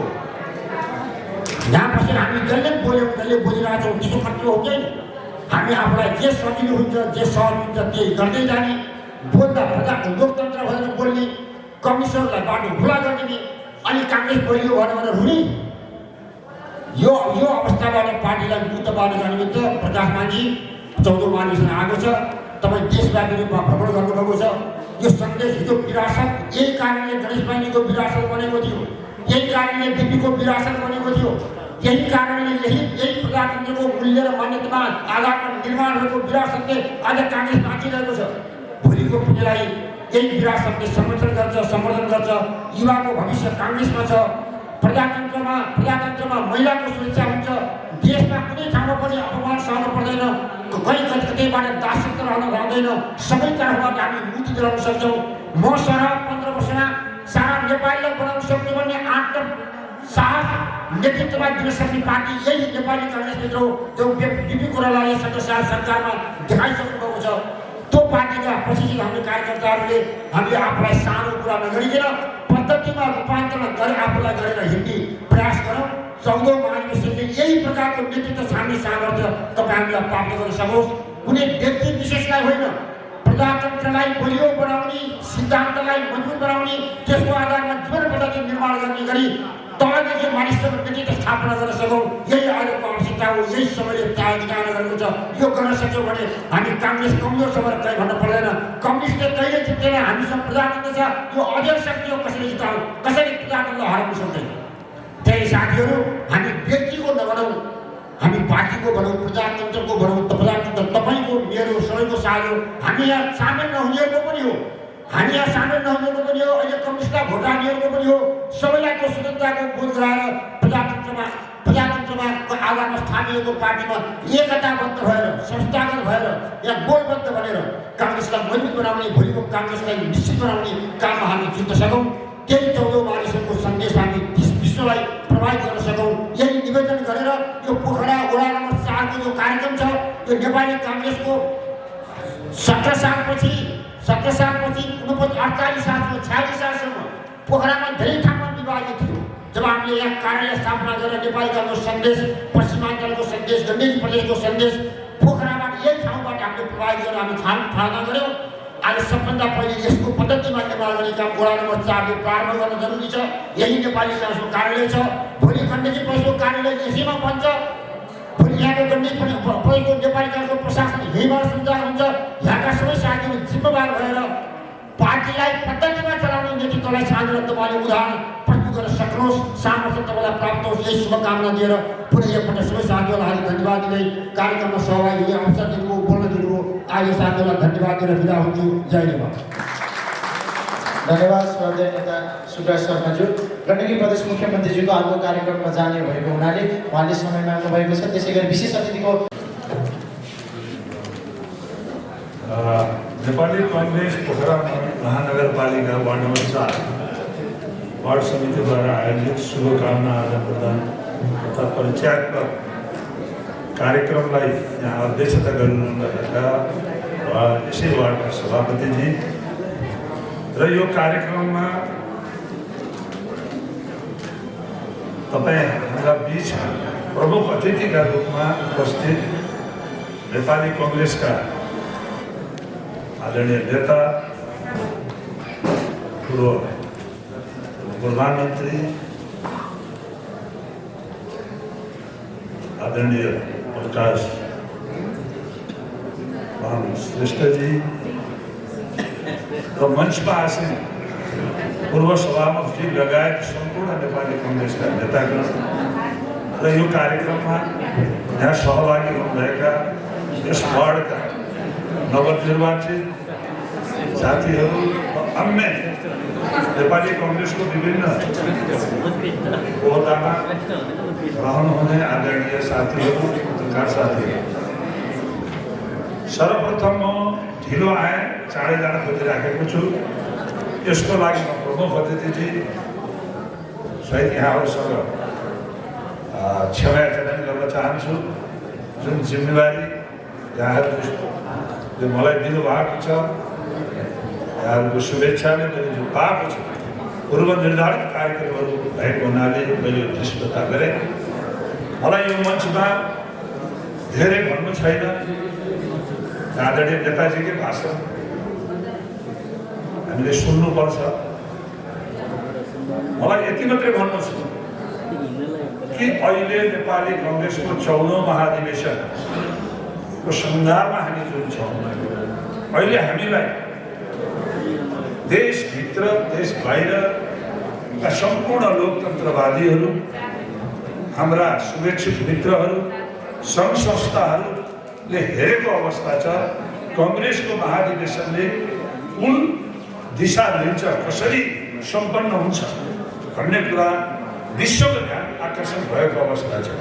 किनभनेदेखि अघि नै पूर्ववर्ती साथीहरूले भन्नुभयो, अधिवेशन अरू पार्टीको पनि भइरहेको छ, सर्वसम्मतका सर्वसम्मत भइरहेको छ। कुनै बेला हामीले हेटौडामा एउटा अधिवेशन एउटा पार्टीको तत्कालीन माओवादीले हेरेका थियौँ। वार्डदेखि अध्यक्षसँग सबै सदस्य त्यो पनि एउटा अधिवेशन हो। अर्को अधिवेशन जो हामी गर्दैछौँ नेपाली काङ्ग्रेस त्यो पनि अधिवेशन निश्चित रूपमा काङ्ग्रेसतिर के छ भने हामी लोकतान्त्रिक अभ्यासलाई सही रूपमा प्रयोग गर्दैछौँ। अब यसलाई अलिकति हाम्रो अनुभवले के देखाएको भने पार्टीभित्रको प्रतिस्पर्धाले पछि असर पार्छ कि भन्ने चिन्ता हिजो पनि थियो, आज पनि साथीहरू त्यही हो मैले बुझेको छु। र यी कुराहरूलाई नेताजीहरूले हामीलाई निर्देशन दिएर उहाँहरूले बनाइदिएर हुन्छ जस्तो पनि लाग्दैन। हामी सबै नेता छौँ, कास्की काङ्ग्रेसलाई कस्तो बनाउने अथवा मेरो जिल्लाको काङ्ग्रेस कस्तो बनाउने, त्यहाँ कुनै जिल्लालाई के बनाउने भन्ने जिल्लाकै नेताको जिम्मेवारी हो। यदि हामीले त्यो महसुस गर्यौँ, अहिले गोर्खा उदाहरण बनिरहेको छ, आखिर त्यहाँ पनि जिल्ला अध्यक्ष त भइसक्यो। त्यसमा यदि त्यसमा हामी जान सक्दैनौँ भने उपाय त्योभन्दा अर्को छैन। त्यो भन्दा यसलाई सहजतापूर्वक लिने संस्कार नै हाम्रो लागि आवश्यक हो। र त्यसमा पनि हाम्रो राजधानी भएको हुनाले पोखरा काङ्ग्रेसले के कस्तो गरिरहेको छ भन्ने कुरा यो प्रदेशभरि यसले प्रभावित पार्नु भएको हुनाले भोलिका दिनमा साथीहरू सकभर सहजतापूर्वक सरलतापूर्वक हार्दिकताका साथ अधिवेशन सम्पन्न गर्नु हुनेछ, गर्न सफल हुनुहोस् भन्ने शुभकामना व्यक्त गर्दछु। र अलिकति सरकारसँगका कुरा पनि यहाँ आएको थियो, म यति मात्रै भन्न चाहन्छु, कुन परिस्थिति कुन अवस्था कसरी त्यो दोहोऱ्याउनै परेन। हाम्रो नेतृत्वमा सरकार छ, यसका कमी कमजोरीहरू अब 4 पुगेर 5 लागेको छ। त्यस्तो छ भनेदेखि हामी ओपनली अन्यलाई त भनिसकेका छौँ भने यो हाम्रो पार्टी हो, यहाँहरूले त्यो सजेसन दिनु हुनेछ। यिनै कुराहरू राख्दै फेरि यो मञ्चबाट तपाईँहरू सबैलाई शुभकामना दिँदै आदरणीय नेतातिर फर्केर म यहीँबाट बिदा हुन चाहन्छु। धन्यवाद। धन्यवाद गण्डकी प्रदेशका।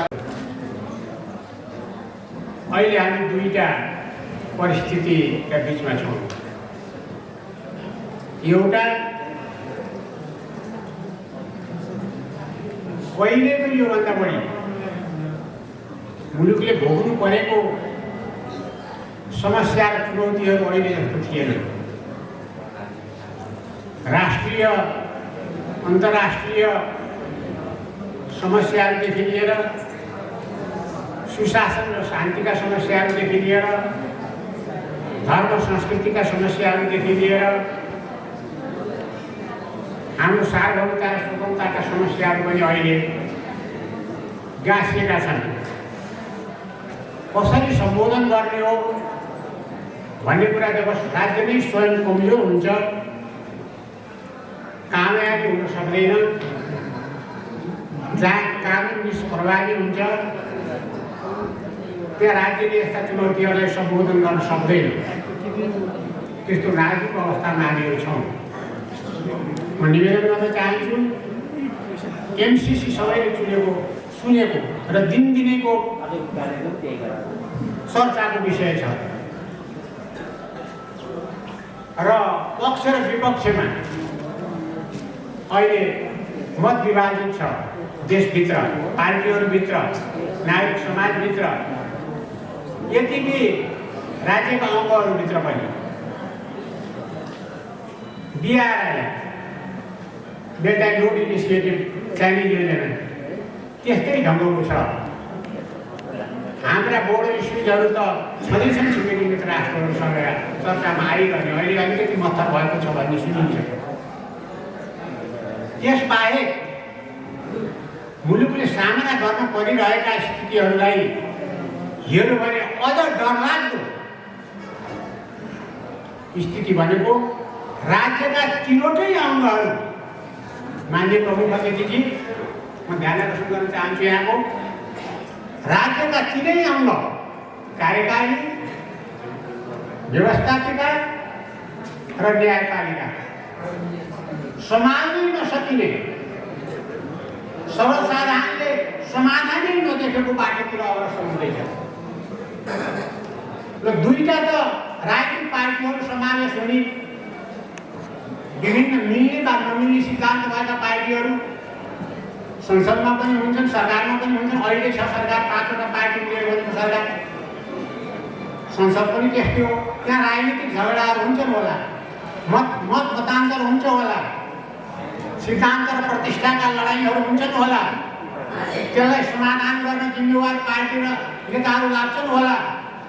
तर सदा सर्वदा संसारभरिको प्र्याक्टिस, यहाँ मात्रै होइन, हामीले आशा गरेको मात्रै होइन, व्यवहारमा देखिने, लागू हुने न्यायालय जस्तो स्वतन्त्र निकाय पनि अहिले झगडाको अखडा बनेको छ। भित्रै न्यायालयले ढुङ्गा हानाहान हुन्छ, मुक्का हानाहान हुन्छ। वकिलहरू देशभरि अहिले चाहिँ कालोपट्टि बाँधेर, जुन चाहिँ निष्पक्ष र स्वतन्त्र अङ्ग हो भनेपछि राज्यका तिनै अङ्गहरू समाजले नसकिने गरेर अहिले स्वयं परिचालित छन् भन्नु पऱ्यो। विदेशीहरूले परिचालित, शक्ति राष्ट्रहरूले परिचालित गरेका छन् भनेर मैले प्रकाश मान्छे भएको ठाउँमा म भन्न सक्दिनँ। तर कसैले कसैको प्रेरणा छ भित्री र बाहिरी। त्यसैले राज्यको चौथो अङ्ग भनेको पत्रकार जगत अन्यल छ। काङ्ग्रेस जतिसुकै खराब भए पनि त्यसको न्युज दिनै पर्छ, कम्युनिस्ट जतिसुकै खराब भए पनि अरू पार्टी जतिसुकै खराब भए पनि तिनले न्युज दिनै पर्छ, पुलिस आर्मीको दिनै पर्छ। चौथो अङ्ग त्यही ढङ्गले अहिले यो पक्ष र उपक्ष, यसलाई खुसी पार्ने र उसलाई खुसी पार्ने भन्ने एउटा चाहिँ पनि बनाऊ नाचमा अलिरहेको छ। अनि राज्यको पाँचौँ अङ्ग सारा संसार साथ लिएको छ। धेरै समयदेखि नेपाल जस्तो सानो देश, थोरै जनसङ्ख्या भएको देश, गरिबीले आक्रान्त देशको शासन व्यवस्था पनि कस्तो हुन्छ, राजनीतिक पार्टीहरूको भूमिका कस्तो हुन्छ, त्यहाँको नागरिक समाज के सोचिरहेको छ, त्यहाँका राज्यका अङ्गहरू कसरी परिचालित हुन्छन् भनेर छिमेकी देशहरूले मात्रै होइन, हामीलाई सहयोग गर्ने जाति राष्ट्रहरूले, जाति निकायहरूले, मित्र राष्ट्रहरूले हेरिरहेका हुन्छन्। त्यसरी तिनीहरूलाई पाँचौँ अङ्ग भन्छन्। यहाँ सुत्रियोस्, यहाँ आगो लाग्यो भने भारतको पनि त आगो सकिन्छ, छिमेकी घरको आगोले चिनमा पनि सकिन्छ नि। त्यो चिन्ता छिमेकीहरूलाई हुन्छ भने आफ्नो पेट काटेर आफ्ना जनताको मुखबाट खोसेर नेपालको विकासको निम्ति अनुदानहरू पठाउने, सहयोग र ऋणहरू दिने राष्ट्रहरूलाई त्यस्तै चिन्ता छ। आएको स्रोतहरू दुरुपयोग भएको उनका आँखाले देखेका छन्। त्यो चिन्ता उनीहरूमा छ। यहाँको व्यापक भ्रष्टाचार, यहाँको कमिसन खोरी र यहाँको अनियमितता देखेर अनि अहिले मुलुक 6औँ अङ्गले चलाएको छ। 6औँ अङ्ग भनेको सस्टानी भन्छ त्यसलाई। 6औँ अङ्ग भनेको गुन्डाहरू, तस्करहरू, मुनाफाखोरहरू, भ्रष्टाचारीहरू, अनैतिकहरूको बोलाबाला भएको देश छ, जुन समाज छ। त्यो सस्टानीहरूले सञ्चालन गरिरहेका छन्। अहिले खराब मान्छेहरू अगाडि छन्, सङ्गठनमा होस् कि स्वतन्त्र जीवनमा होस्, तिनीहरूले मान्छेका मुखमा बुझलाउँछन्, सत्य कुरा बाहिर आउनु दिँदैन। तिनीहरूले कन्ट्रोल गरेका छन् सरकार आदि इत्यादि। संसारमा नभएको एउटा उदाहरण नेपालले प्रस्तुत गर्यो। त्यसलाई लज्जाबोधको विषय भन्ने हो कि गौरवको विषय भन्ने हो? के विषय भन्ने हो? अदालतले जबकि राज्यको सरकार गठन गर्ने निकाय जिउँदो बनाउँछ पहिले, प्राण हालिन्छ पहिले, प्रत्येकले गर्ने कर्तव्य आफूले निर्वाह गर्छ। खुसीको कुरा के हो भने उसको निर्णयले हाम्रो सभापति प्रधानमन्त्री हुनुहुन्छ अहिले। तर पद्धति चाहिँ अदालतले प्रधानमन्त्री नियुक्त गरेर दिन आयो हाम्रो देशमा। यो प्रजातान्त्रिक अभ्यासको कानुनी राजको विपरीत हो। यस्तै यस्तै कुराले हाम्रो मुलुक समस्याग्रस्त हुँदै गएको छ। हो, यी अब आउँछ कुरा, यी सम्पूर्ण समस्याहरूको निराकरण गर्ने, यी सम्पूर्ण चुनौतीहरूलाई चाहिँ समाधान गर्ने र राष्ट्रले जुन एउटा विश्व संसारभरिमा राष्ट्रले जुन प्रकारको अहिले हामीले ख्याति भन्नुहोस् कि कुख्याति भन्नु प्राप्त गरेका छौँ, त्यसलाई सच्याउने एउटै मात्रै ताकत नेपाली काङ्ग्रेस हो। 7 सालमा राणा फाल्नेदेखि लिएर, पञ्चायत फाल्नेदेखि लिएर अस्ति गणतन्त्र ल्याउनेसम्मको कुराहरू लिएर सारा परिवर्तनको अगुवा नेपाली काङ्ग्रेस हो भने अब देशलाई नयाँ बाटोतिर लिएर गयो, राष्ट्रिय एकताको बाटोतिर लिएर गयो, मेलमिलापको बाटोतिर लिएर गयो, दुःख पाएका अन्यायमा परेका जनताहरूलाई यो चाहिँ सम्पूर्ण अनैतिक र अव्यवहारिक तौर तरिकाबाट मुक्त गराउने ताकत भनेको नेपाली काङ्ग्रेस हो। त्यो ताकतलाई हामी 14औं अधिवेशनका मार्फत नयाँ रूप दिँदैछौँ, नयाँ शक्ति दिँदैछौँ, नयाँ जोस दिँदैछौँ र सारा संसारलाई नयाँ सन्देश पनि दिँदैछौँ। हामी समाजका मान्छेहरू अब आइसके भयो होला, तपाईँहरू चिन्तित हुनु पर्दैन, नेपाल सम्हाल्छौँ हामी।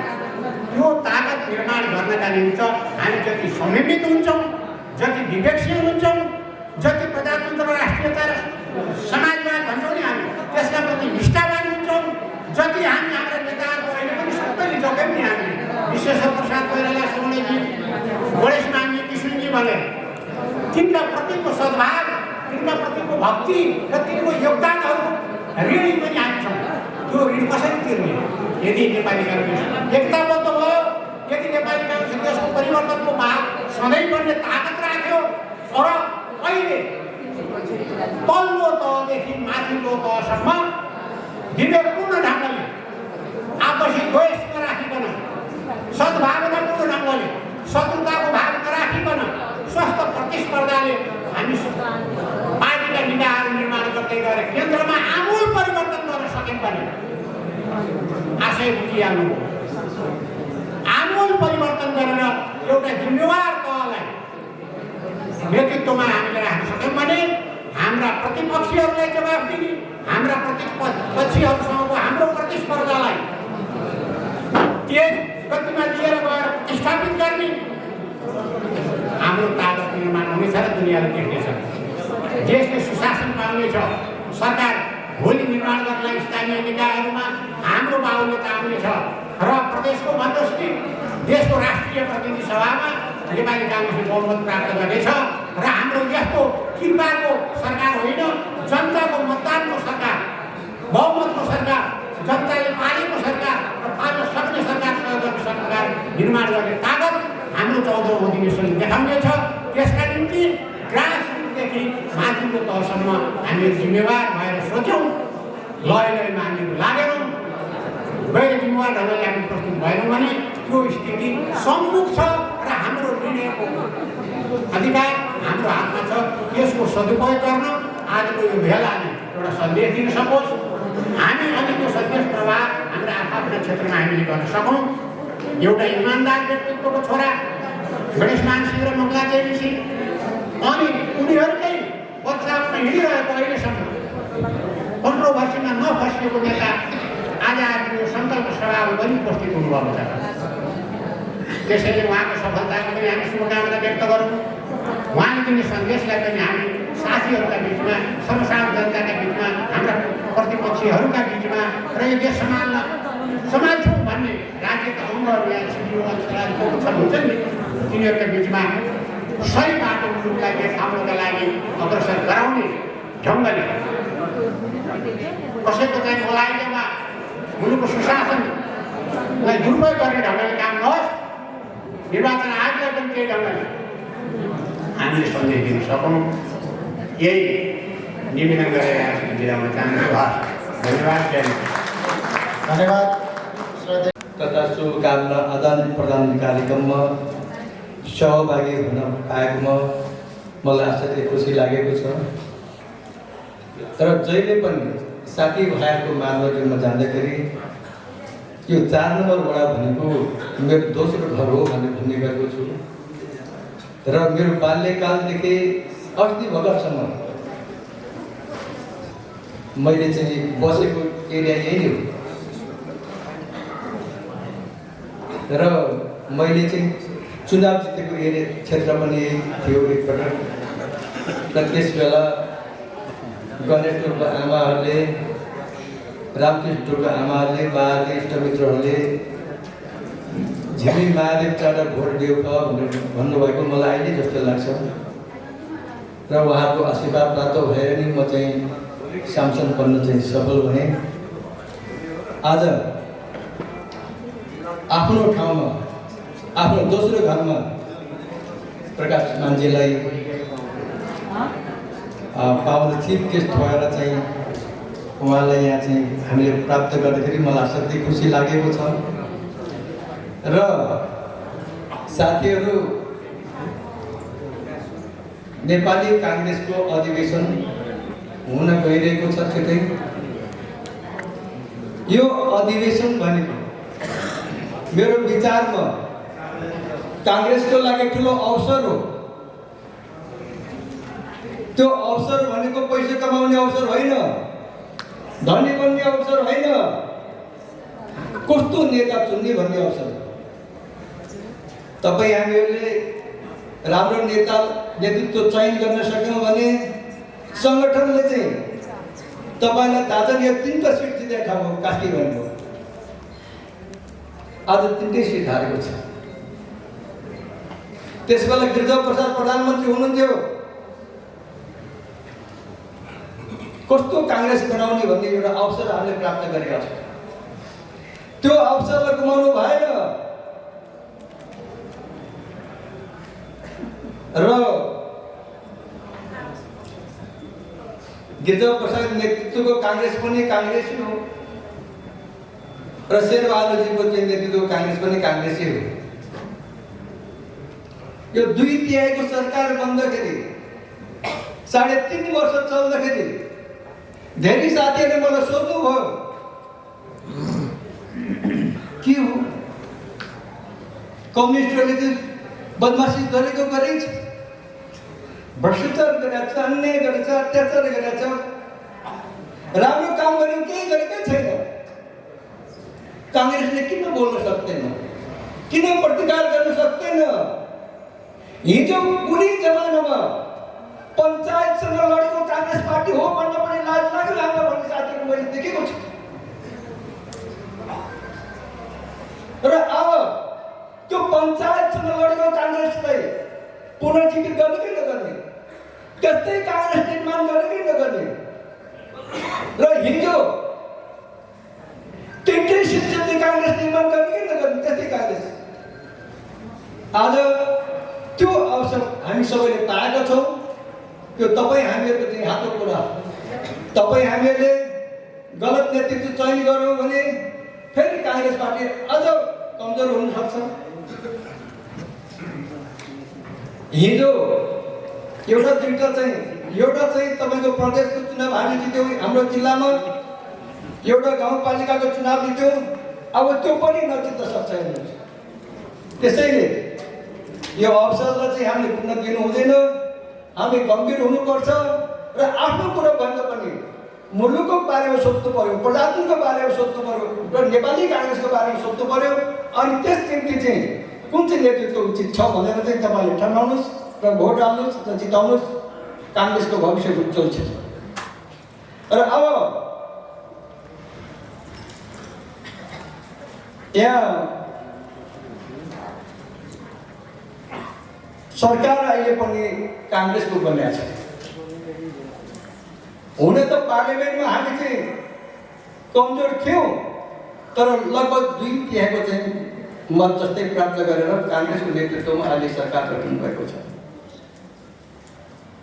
तर काङ्ग्रेसको सरकार परिवर्तन भइसकेपछि जनताले पनि परिवर्तन महसुस गर्न पाउनु पर्यो।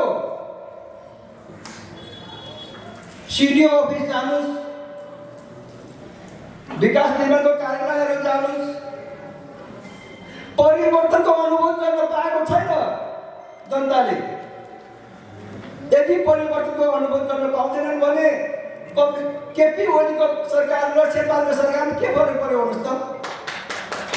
त्यसैले यहाँ चिफ मिनिस्टरज्यू आउनु भएको छ। यहाँ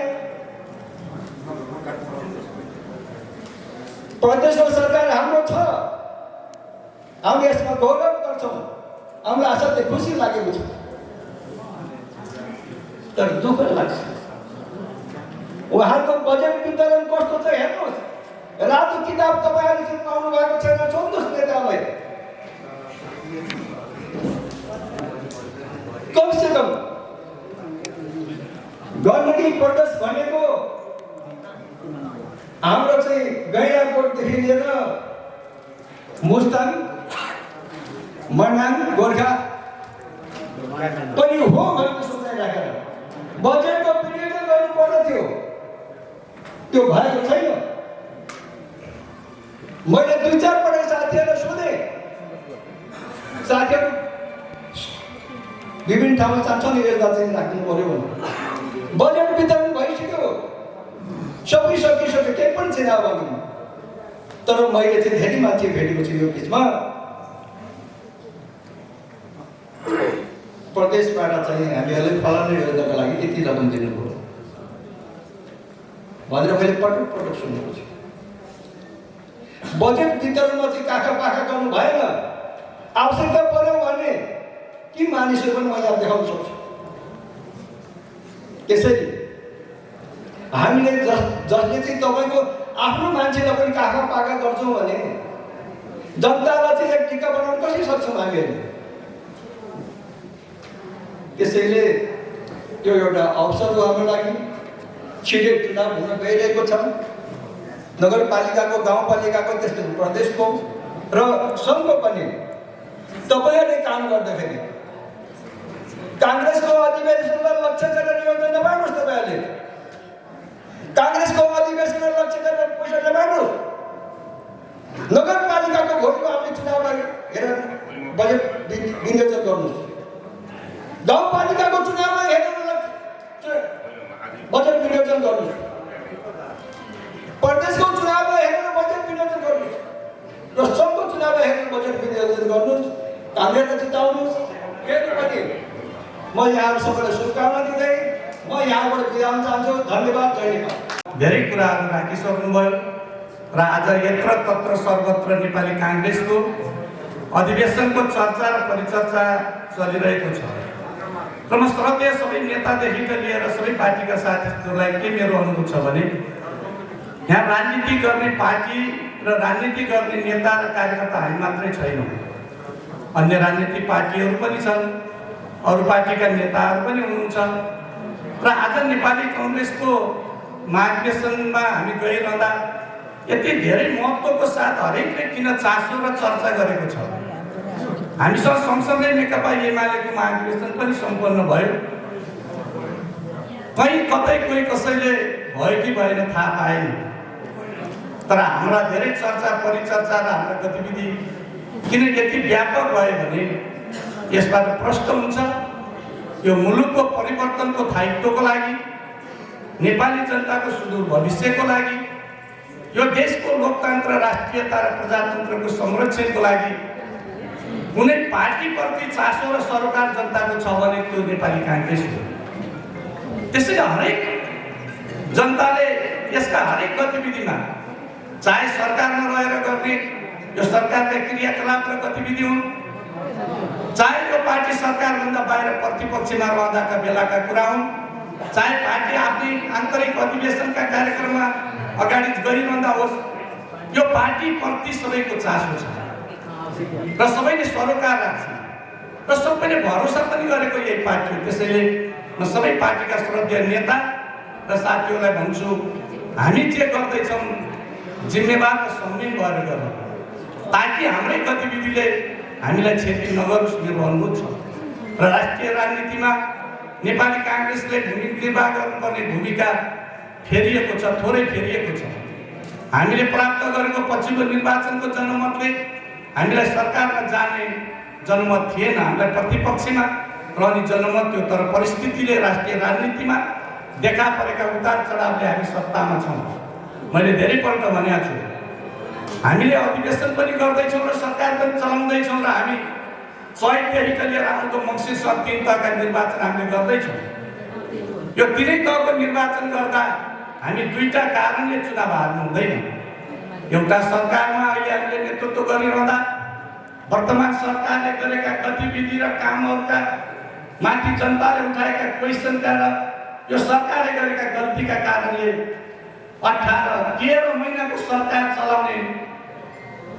चलाउँदाखेरि गरेका गल्तीले 13 महिना पछाडि हुने निर्वाचनबाट 5 वर्ष सरकार चलाउने जनमत हामीले गुमाउनु हुँदैन। त्यसैले सरकार जिम्मेवार भएर चलाउँछ। दोस्रो कुरा, हामी पार्टीको अधिवेशन गरिरहेका छौँ र नेताहरू भनिरहनुहुन्छ, कार्यकर्ताहरू भनिरहनुहुन्छ कि यही पाराले अधिवेशन सम्पन्न भयो भने, यही किसिमका गतिविधिले अधिवेशन सम्पन्न गर्यो भने के साथीहरूका बिचमा देखा परेका कटुताले हामीलाई चुनाव जिताउँछ भन्नुहुन्छ। हामीले एउटा कुरा स्वीकार्नुपर्छ, हाम्रो पार्टी प्रजातान्त्रिक पार्टी हो। अधिवेशनमा जाँदा तीनटा कुरा महत्त्वपूर्ण कुरा हुन्छ।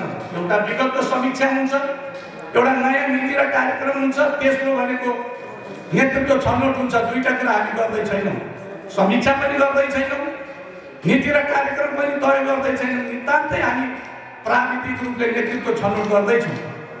कि नेतृत्व छनौटै नगरौँ भनौँ, नेतृत्व छनौटमा जाँदा अप्नाइएको प्रक्रियाबाट आएको परिणामलाई हार्दिकतापूर्वक स्वीकारेर जाने स्वभाव र जाने बानी हामी सबैले बसाल्यौँ भने मलाई लाग्छ अहिले अधिवेशनका कारणले चुनाव हार्छ कि भनेर चिन्ता लिनु पर्दैन।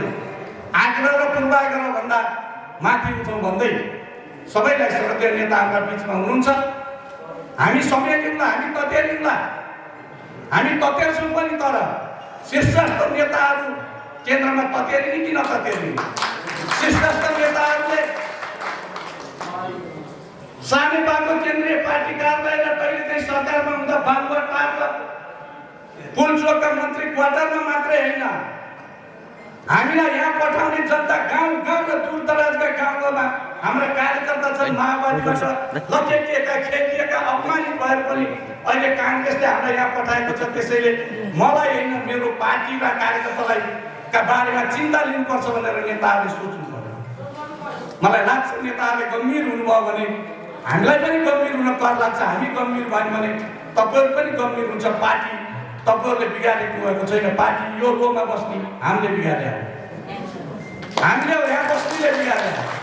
सुधार्नु पनि हामीले सुधार्नुपर्छ, सपार्नु पनि हामीले सपार्नुपर्छ, रियलाइज गल्तीको पनि हामीले गर्नुपर्छ।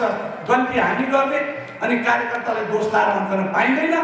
त्यसैले यो 14औं महाधिवेशन हाम्रो मात्रै होइन, नेपाली जनताको विश्वास र भरोसाको नेतृत्व सहित नीति र कार्यक्रमको अधिवेशन बन्न सकोस् भन्ने आयोजकलाई धन्यवाद र शुभकामना सहित बिदा हुन्छु। जय नेपाल। आफू अनुपस्थित हुँदा मलाई आफूलाई नै पीडा हुन्छ।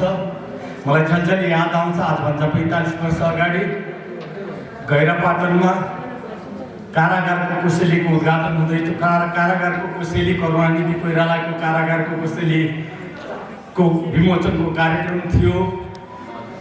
म विद्यार्थी थिएँ, सायद 22-23 वर्षको। त्यति बेला पैसा के हुन्थ्यो र हामीसँग ऋणधन काटेर कृष्णप्रसाद भट्टराईलाई कुकुण्डो लिन गएँ। किसिमजी करुणानिधिको कारागारको कोसेलीको विमोचन गर्नु पर्यो, हजुर पोखरा जानु पर्यो, दुःख सुख म प्लेनको टिकट काट्छु, सँगै जाउँ भने किसिमजीले बाबु त्यो शेरबहादुरलाई नि काट न भन्नुभयो। होइन किसिमजी, जम्मा 2टाको टिकट काट्ने पैसा छ। मैले भने किसिमजी र म प्लेनमा आयौँ। यही पल्ती र त्यहाँ करुणानिधिको घर छ। 45 वर्ष अगाडि कारागारको कोसेली उद्घाटन भएको झलझली याद आउँछ। ती कुराहरूको माने अहिले हराउँदै गएको छ। राजनीति त्यहाँ छन् बिचरा। यो महाधिवेशनको चकाचौँधको दौडमा उनको रेस कहाँनिर छ त मलाई थाहा छैन। सभापतिजीले धेरै महत्त्वपूर्ण कुरा गर्नुभयो। म पनि हैरान छु, परेशान छु। यसपालिको कास्कीको अधिवेशन देखेर मलाई लाग्छ हामी कम्युनिस्टहरूसित चुनाव लड्दा यति विधि जारी लागेर लडेनौँ। जनमत सङ्ग्रहमा बहुदल र निर्दलको बेलामा पनि हामीले निर्दलवादीहरूलाई त्यति धेरै लखटेनौँ। सारा मर्यादाहरू, सारा पार्टीका नर्सहरू उल्लङ्घन गरेर हामीहरू गुट निर्माण गर्दै आफ्नै बराबरीको आफूभन्दा सिनियर साथीको तेजोवध गर्ने कुरालाई बहादुरीका साथ एलान गरेर अझ मञ्चबाट हामीहरू पाण्डित्य उपदेश दिइराखेका छन्। म हेर्छु मेरो पार्टी कहाँ पुग्छ। ज्येष्ठता, निरन्तरता, सक्रियता को केही कठोर हराउन छोडौँ मेरो पार्टीमा। नयाँ प्रतिभाशाली क्षमतावान साथीहरूलाई सम्मान दिनुपर्छ त म मान्छु। तर हिजोको प्रतिबन्धित समयमा जतिखेर पञ्चायतको काल, पञ्चायतको बर्बर दमनको बेलाको कहानी लाग्दो सङ्घर्षमा प्रजातन्त्रको दियो बालेर निम्न नदिएर जेलका काल कठोरी र पुलिसका बर्बर दमनको शिकार सहेका कार्यकर्ताहरूलाई किनारा निशाना लगाएर अघि बढेको यात्रा कहाँ पुग्छ? ज्येष्ठता, निरन्तरता, सक्रियता भन्ने चलन थियो काङ्ग्रेसमा। सुदेव सुवेदाई प्रजातान्त्रिकको सभापति हुनुहुन्थ्यो, म नेपाली काङ्ग्रेसको सभापति थिएँ। पार्टीका नेताहरूलाई कुन चाहिँलाई सभापति बनाउने भन्दा कत्रो धेरै ठुलो तराजु लिएर झुक्नु पर्यो। थाहा छैन, मभन्दा ज्येष्ठ, मभन्दा मेरो दाजु, मभन्दा सिनियर हो शेरबहादुर देउपाकै पालाको केन्द्रीय सदस्य शोभित बहादुर, म विमलेन्द्र निधिकै पालाको केन्द्रीय उपाध्यक्ष हो। मलाई थाहा छैन, बढी स्नेह मैले पाएँ। तर हामी दुईटा, दाइ तपाईँ मेरो नेता नै हो, नेताले किन कुन यो महिला सभापति बनाइदियो, दुईटा मिलेर जाउँ भनेर तपाईँहरूको अगाडि हामी मिलेरै काम गरेको उदाहरण म शिवदाइसित आँखामा आँखा जुदाएर गर्न सक्छु। साथीहरू, उत्तेजनामा आएर नभन्नु होला, अलिकति खामोस, यो कस्मकस, यो तामझाम, यो थुथुबेने, यो चिडचिडाहटलाई थोरै थोरै थोरै थोरै सिद्धि पार्दै जति सकिन्छ यो अधिवेशनलाई अन्तरात्माको विवेकको मूल्याङ्कनको कसीमा घोटेर साथीहरूलाई निर्वाचित गर्ने दायित्वबाट पर नपन्छौँ। साथीहरू, परिस्थितिको चक्रव्यूहमा बदली भएर नियत राम्रो होस् या नराम्रो होस्, हामी सबै हामीले नचाहेको बाटोबाट हिँडिराखेका छौँ। गन्तव्य हो, पुग्नु नै छ सगरमाथाको चुचुरोमा भने पनि भ्याकुताको जस्तो कुनै भ्याकुतालाई पनि इनारबाट बाहिर जान नदिएर तानेर खुट्टा तानेर त्यो कुवा मण्डपमै हामीहरू अल्झिरहने भने हामीहरूको यात्रा सुगम छैन, हामीहरू कहीँ पनि पुग्दैनौँ। त्यसका लागि अलिकति संयम, अलिकति धैर्यता, अलिकति राख्नै पर्छ हामीहरूले। अन्त्यमा थोरै मनको पीडा पुगे। विजयपुरमा बस्छु म, पार्टीहरू सिक्रेढुङ्गा छ, अहिले त फोन छ, सामाजिक सञ्जाल छ, शान्त चित्तले निहालेर हेर्छु सबै गतिविधि, आफूलाई पनि निहालेर हेर्छु। कति चित्त बुझेको छैन साथीहरू, कति मन रमाएको छैन साथीहरू। हिजो त अर्कै थियो, अलिकति माया ममता, अलिकति सौहार्दता, अलिकति स्वच्छता थियो। अहिले त्यो सबै हामी गुमाउँदै कटुता, तिक्ततामा हामी भरिएर, हलाहलले भरिएर हामीहरू अधिवेशनमा हुँदैछौँ। यसलाई कम गर्ने कोसिस गरौँ। मेरो प्यारो नेता प्रकाश मानजी आउनुभएको छ, उहाँलाई सत्कार गर्ने मोहबाट त्याग्न नसकेर थोरै साँच्चै नै पखालाले हैरान भएर अहिले टोयलेट नजानु परोस् भन्ने कामना गर्दै म यहाँ पुगिएको छु। म अलिकति मेरा कुराहरू डाको चर्को भए पनि मलाई लाग्छ मैले नाजायज कुरा गरेको छु भन्ने मलाई लाग्दैन। म स्वागत गर्न चाहन्छु प्रकाश मानजीलाई। कहिले मान्छेहरू लाग्छ यो कुरा माथि नेतामा नै लाग्छ, यहाँ को राजेन्द्रमान, को सनकमान, को दुष्टमान, को इष्टमान, को विवेक नछुटे जस्तै माथि पनि हैरान छन् नेताहरू। उनीहरूको यात्रा पनि सुगम छैन। को गणेशमान, को प्रकाशमान, को सनकमान, को केमान, उहाँहरू पनि हैरान हुनुहुन्छ बिचरा नेताहरू। पनि तपाईँहरूको इतिहास छ, तपाईँहरूको जिम्मेवारी छ। प्रकाश मानजी सम्हाल्नु होला यो देश, सम्हाल्नु होला यो पार्टी, हामीहरूलाई बाटो देखाइदिनु होला, यही भनेर बिदा हुन्छु। जय नेपाल। धन्यवाद पूर्व मन्त्री श्रद्धेय नेता यज्ञ बहादुर थापाजी। त्यसै गरी आसन ग्रहणको लागि प्रेसिडेन्ट कार्यक्रमका प्रमुख आकर्षकका केन्द्र युग पुरुष, लघु पुरुष, गणेशमान सिंहका सुपुत्र विभिन्न आभूषणका पात्र पूर्व महामन्त्री, पूर्व प्रधानमन्त्री एवं नेपाली काङ्ग्रेसका आदरणीय नेता प्रकाशमान सिंहको पूर्ण आतिथ्यमा हुनुभएको यस विशेष कार्यक्रममा पाल्नुहुने यहाँ अभ्यासमा आमन्त्रित पूर्व सभामुख राणाज्यू, पूर्व नेता काशीका अग्रज नेता सुब्रा दाजु लगायत सम्पूर्ण नेतागणहरूलाई म चाहिँ नेपाली काङ्ग्रेस बनाउन चाहेको कुराबाट यहाँलाई धेरै आर्थिक बधाई ज्ञापन गर्न चाहन्छु।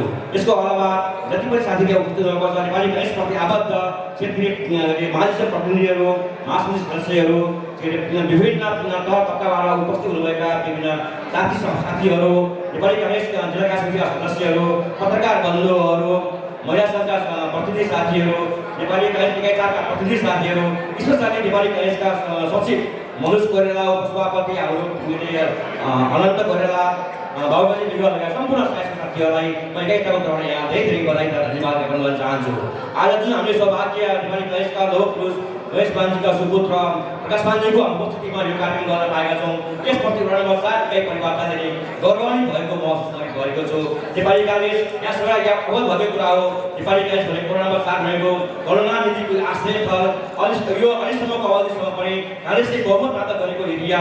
अझ योभन्दा प्रश्न भन्नुपर्दाखेरि पनि यो गएको नगरको अधिवेशन पनि नेपाली काङ्ग्रेसले प्रतिनिधित्व गर्दाखेरि नेपाली काङ्ग्रेसबाट प्रतिनिधित्व गर्ने सहसचिव पद पनि सारा नेपाली काङ्ग्रेस 4 वडाको काङ्ग्रेसप्रतिको अगाध प्रेम र मायालाई देखेर नेपाली काङ्ग्रेसलाई माया गरेर हाम्रो सहसचिवलाई दिएको थियो। त्यहीलाई मध्यनजर गर्दै जति पनि साथीहरूले चाडबाड प्रतिनिधित्व गर्नुभएको छ, विभिन्न महाधिवेशन प्रतिनिधि, क्षेत्रीय प्रतिनिधि, विभिन्न सहसचिव, विभिन्न पद दिनुभएको छ। यहाँ सबै साथीहरूले एकै नम्बर 4 बाट प्रतिनिधित्व साथीहरूलाई बहुमत दिएर विजयको शुभकामना विजय हुनुहुन्छ भन्ने आशा गर्छु। यो भनेको महाधिवेशन भनेको चाहिँ डिमान्ड दिएको पनि प्रश्न आएको होला। त्यो साथीहरूलाई एकै नम्बरले आफ्ना सदस्य साथीहरूलाई त्यागी गन्दा साथीहरूलाई मत दिएर नेपाली सरकारप्रति इमान भएपछि सच्चा देशभक्त र लगनशील साथीहरूलाई भोट दिएर नेपाली सरकारका 4 लाख साथीहरूलाई विजय गर्नु यहाँसँग हामी अनुरोध चाहन्छु। यसकै कुरा बोल्ने मन थियो तर हाम्रो ठुलो आतिथ्यको व्यवस्था समय अभावको कारणले मैले रेस्ट मिल्न सकिनँ। यसपछि हाम्रो प्रचारको कार्यक्रम भएको हुँदा चाहिँ साथीहरूलाई बाहिर बसेर चियापान सँगै परिचयको कार्यक्रम भएको हुँदा साथीहरू परिचयको कार्यक्रममा चाहिँ समय भइदिनु हुन पर्ने साथीहरूलाई आदि अनुरोध गर्दै यसपछि प्रमुख अतिथिलाई मायाको चिन्ने कार्यक्रम भएको हुँदा त्यो मायाको चिन्ह प्रदान गरिदिनु हुन व्यवस्था गर्नुलाई गरेको साथै आजको यसमा भएको गर्न चाहन्छु। धन्यवाद। नेपाल सर्वकालीन सर्वश्रेष्ठ नेपाली नागरिकका रूपमा रहनुभएका लौह पुरुष गणेशमान सिंहलाई स्मरण गरेर यो निर्वाचनमा म कुनै व्यक्तिका पक्षमा लाग्दिनँ, म कुनै गुटका पक्षमा लाग्दिनँ, म जे कुरा गरेर नेपाली काङ्ग्रेस बलियो हुन्छ त्यो गर्छु भन्ने प्रतिबद्धतामा यहाँ जाहेर गर्दै सम्पूर्ण साथीहरूलाई जो जे गर्न उम्मेदवार हुनुहुन्छ सबैलाई विजयको शुभकामना दिँदै, किन भन्दा यहाँ व्यक्ति चुनाव जित्ला हार्ला, पार्टीले चुनाव हार्दैन, यो यस्तो प्रकारको चुनाव भएको हुनाले सबैलाई विजयको शुभकामना दिँदै म यहाँबाट बिदा हुन चाहन्छु। धन्यवाद। जय नेपाल। धन्यवाद भौतिक प्रधानमन्त्री दाजु। अब नै हाम्रो प्रमुख अतिथिको समय सभ्य र भव्य कार्यक्रम सञ्चालन भइरहेको छ। यो अति महत्त्वपूर्ण कार्यक्रम पनि हो। नेपाली काङ्ग्रेसको 14औं महाधिवेशनको सङ्घारमा यो कार्यक्रममा आयोजना भइरहेको छ। यो कार्यक्रमको सर्वप्रथम म सफलताको शुभकामना दिन चाहन्छु र आदरणीय प्रकाशमान सिंहलाई यो कार्यक्रमलाई अति महत्त्व दिएर पोखरा आउनुभएको छ काठमाडौँदेखि। उहाँप्रति पनि म हार्दिक सम्मान व्यक्त गर्न चाहन्छु। विशेष गरेर यो शुभकामना र परिचय कार्यक्रम भएको हुँदाखेरि यो कार्यक्रममा विशेष गरेर धेरै हाम्रा साथीहरू यो 14औं महाधिवेशनमा विभिन्न तहहरूमा चाहिँ उम्मेदवारी दिइराख्नु भएको छ। सम्पूर्ण उम्मेदवार साथीहरूलाई म हार्दिक शुभकामना व्यक्त गर्न चाहन्छु, शुभेच्छा म चाहिँ व्यक्त गर्न चाहन्छु। र यो 14औं महाधिवेशनले नेपाली काङ्ग्रेसलाई एक ढिक्का बनाउन सकोस्, एकदम एक आपसमा हार्दिकता यसले चाहिँ ल्याउन सकोस् र असाध्यै राम्रो एउटा विश्वासको वातावरण सिर्जना भएर नेपाली काङ्ग्रेस अबको यो स्थानीय निर्वाचनमा, प्रदेश र प्रतिनिधि सभाको निर्वाचनमा पहिलो पार्टीको रूपमा हामीले स्थापित गर्न सकौँ, यही नै मेरो शुभकामना र शुभेच्छा रहेको कुराहरू राख्न चाहन्छु। र अब आउने यो 14औं महाधिवेशनमा तपाईँ हामी धेरै उम्मेदवारहरू पनि छौँ र सबैलाई म शुभकामना व्यक्त गर्न चाहन्छु। र हामीले उम्मेदवारी छान्दाखेरि एउटा नेतृत्व चयन गर्दाखेरि त्यो व्यक्तिको क्षमता, त्यसको व्यक्तित्व, उसको पार्टीमा उसको योगदान, भोलि जनताहरूको चाहिँ के कस्तो हिसाबले उनले मन जित्न सक्छ भन्ने हिसाबबाट चाहिँ हामीले एकदम एउटा चाहिँ एउटा नेतृत्व चयन गर्नुपर्छ भन्ने मलाई लाग्छ। त्यसकारण चाहिँ हामीले हाम्रो मान्छेभन्दा पनि राम्रो मान्छे चयन गर्नुपर्छ भन्ने शुभेच्छा र शुभकामना दिँदै मेरो आफ्नो भनाइ टुङ्ग्याउँछु। धन्यवाद। जय नेपाल। गरेर हाम्रा साथीहरूको मन जितेर नेता हुने समय हो। त्यसैले यो कुरा हामीले यसरी नै जाउँ। अर्को कुरा, हामी आज पार्टीभित्र तछड मछड गरेर एक साथीले अर्को साथीलाई गुच्च्याउँदै हिँड्ने बानी गऱ्यौँ भने 4 महिनापछि स्थानीय निर्वाचन हुँदैछ, त्यसपछि प्रदेश निर्वाचन होला, त्यसपछि राज्य निर्वाचन हुन्छ। ती निर्वाचनलाई धक्का नपुग्ने गरी, ती निर्वाचनमा जानका लागि ठेस नलाउने गरी हामीले अहिलेको यो प्रतिस्पर्धी राजनीति गरौँ, प्रतिशोध नलियौँ र भोलिका दिनलाई एउटा साथी उठै गर्दा अर्को साथीले म उठेको भन्ने भावनाका सम्बन्ध कायम, सद्भाव, सत्प्रेम र आत्मीयता अगाडि बढाउँदै हामी भोलिको चुनावलाई, स्थानीय निर्वाचनलाई हेरेर हामी सबै साथी यो अहिलेको यो चुनाव एकताको चुनाव हो भनेर एकताको सन्देश दिएर हाम्रा साथीहरू निर्वाचित हुने पनि, उपविजेता हुने पनि सधैँ गाउँमा गएर हामीले भोलिको निर्वाचनका लागि हामी अग्रसरता, जसरी अहिले पार्टी पोलिटिक्समा हाम्रो अग्रसरता छ, त्यसरी नै भोलिको निर्वाचनमा यो अग्रसरता रहोस्। यिनै शुभकामनाका साथ तपाईँहरूसित मैले जो आज कार्यक्रम गर्नुभयो, पोखरा महानगरपालिका वडा नम्बर 4 का सभापति, कार्य समिति साथीहरूलाई धेरै धेरै धन्यवाद दिँदै र नेतालाई ल्याएर आफ्नो कुराहरू सुनाउन र सुन्न पाउने अवसर दिलाउनु भयो। यसका लागि कार्यक्रम आयोजकहरूलाई धेरै धेरै धन्यवाद दिँदै साथीहरूलाई शुभकामना दिँदै बिदा हुन्छु। धन्यवाद। जय नेपाल।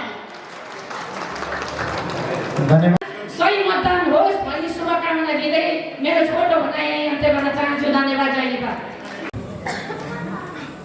महत्त्वपूर्ण समारोहका आदरणीय सभापति महोदय, आजका प्रमुख अतिथि आदरणीय नेता, पूर्व महामन्त्री, पूर्व उप सभापति आदरणीय प्रकाशमान सिंहज्यू, मञ्चमा आसीन पूर्व सभापतिज्यू आदरणीय नेता सुखराज शर्माज्यू, माननीय मन्त्रीज्यूहरू, पूर्व सभासदज्यूहरू, मञ्चमा आसीन सम्पूर्ण व्यक्तित्वहरू र आज यस हलमा नेपाली काङ्ग्रेसको सुरु आम कार्यकर्तालाई उत्साहमा कसरी परिणत गर्ने, हरेक कार्यकर्तालाई पार्टीको काममा कसरी ऊर्जाशील बनाउने, व्यवस्थापन कसरी गर्ने, यो पार्टीको आन्तरिक व्यवस्थापनको पाटो हो। जुन पाटो आज छेद विच्छेद छ, आफू भए पुग्छ, पार्टी जहाँसुकै जाओस्, व्यक्ति सत्तामा पुगे भयो, पार्टी जहाँसुकै जाओस्। यो मनोवृत्तिबाट पार्टी अब चल्छ कि चल्दैन, व्यवस्थापन एउटा ठुलो चुनौती हो। नीतिको सन्दर्भमा किसान जोडिनु पर्यो पार्टीमा, युवाहरू जोडिनु पर्यो पार्टीमा, महिलाहरू पार्टीमा। कार्यक्रम के हो, सरकारको माध्यमबाट के अपिल गरेका छौँ, के त्यस्तो कार्यक्रम छ जसले जनतालाई मन छोएको होस्। एउटा दुईवटा साझा कार्यक्रमले पनि आज पनि एमाले भोट बाँडिराखेको छ, मागिराखेको छ।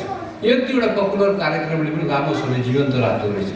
म पार्टी सरकारसँग आशा राख्छु, पार्टीको नेतृत्वसँग आशा राख्छु, यस्ता खालका कार्यक्रमले जनता र पार्टी जोडिन्छ। अब हामी प्रसङ्गवश चुनावमा जाउँ।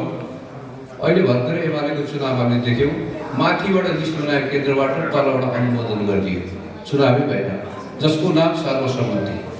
उत्तर कोरियाको जस्तो चुनाव भर्खरै एउटा एमाले पार्टीको देखियो। 79.79% मत खस्छ, उम्मेदवार एउटै हुन्छ, 70% मत खस्छ। त्यस्तो खालको चुनाव काङ्ग्रेसको होइन। काङ्ग्रेसमा आज स्वस्थ प्रतिस्पर्धा छ, सारा साथीहरू मैदानमा उत्रनु भएको छ। म निवेदन गर्न चाहन्छु, एक मतले, तपाईँको हरेक मतले हामीले महाधिवेशन प्रतिनिधि चयन गर्दैछौँ।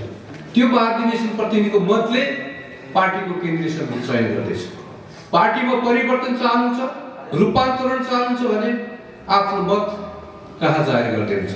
तपाईँ भोट व्यक्तिलाई दिँदै हुन्छ, आफ्नो नाता छिमेकी भनेर भोट हाल्यो भने त्यो भोट यदि परिवर्तनको विपक्षमा गयो भने पार्टीलाई न्याय हुँदैन। त्यसकारण अहिलेको चुनाव पार्टीलाई न्याय गर्ने चुनाव हो, साथीलाई पछि रोजौँला। चुनावमा अरू वितरण गर्ने ठाउँहरू छ। यो एमाले र काङ्ग्रेसको चुनाव होइन, पार्टीको नयाँ जीवन दिने चुनाव हो। त्यसैले पार्टीलाई न्याय गर्ने चुनाव भएको हुनाले अहिले व्यक्ति चयन गरिए, परिवर्तन चयन गरिए, सुधार चयन गरिए, यो होइन आवश्यक। त्यसैले व्यक्तिगत म पनि नजिक गरे केही पाउन, नेताको चाकडी गरेपछि केही पाइने नेपालमा चलन छ।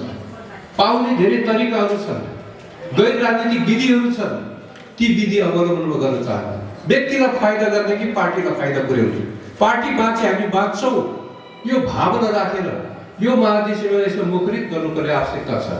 मलाई लाग्दछ भोट केका लागि, व्यक्तिको लागि होइन, सुधारको लागि, परिवर्तनको लागि हामीले मत जाहेर गर्नुपर्ने आवश्यकता छ। यो वारेस हो। हरेक मतदाताले आफूले भोट हाल्ने प्रतिनिधिलाई, महाधिवेशन प्रतिनिधिलाई सोध्नु होला, तपाईँ पार्टी यथास्थितिमा राख्न चाहनुहुन्छ कि परिवर्तनको पक्षमा मत हाल्नुहुन्छ भनेर सोध्नुहोस् प्रतिनिधिलाई, महाधिवेशन प्रतिनिधिलाई। जसले परिवर्तनको पक्षमा मत हाल्छ त्यसलाई तपाईँले मत हालिदिनुहोस् भन्ने मेरो आग्रह छ। यही कुरो राखेर मेरो भनाइ गर्दै गर्न चाहन्छु। धन्यवाद। जय नेपाल। धन्यवाद सदन नेता श्री देवराज चालिसेज्यू। कृपया सम्पूर्ण वक्ताहरूलाई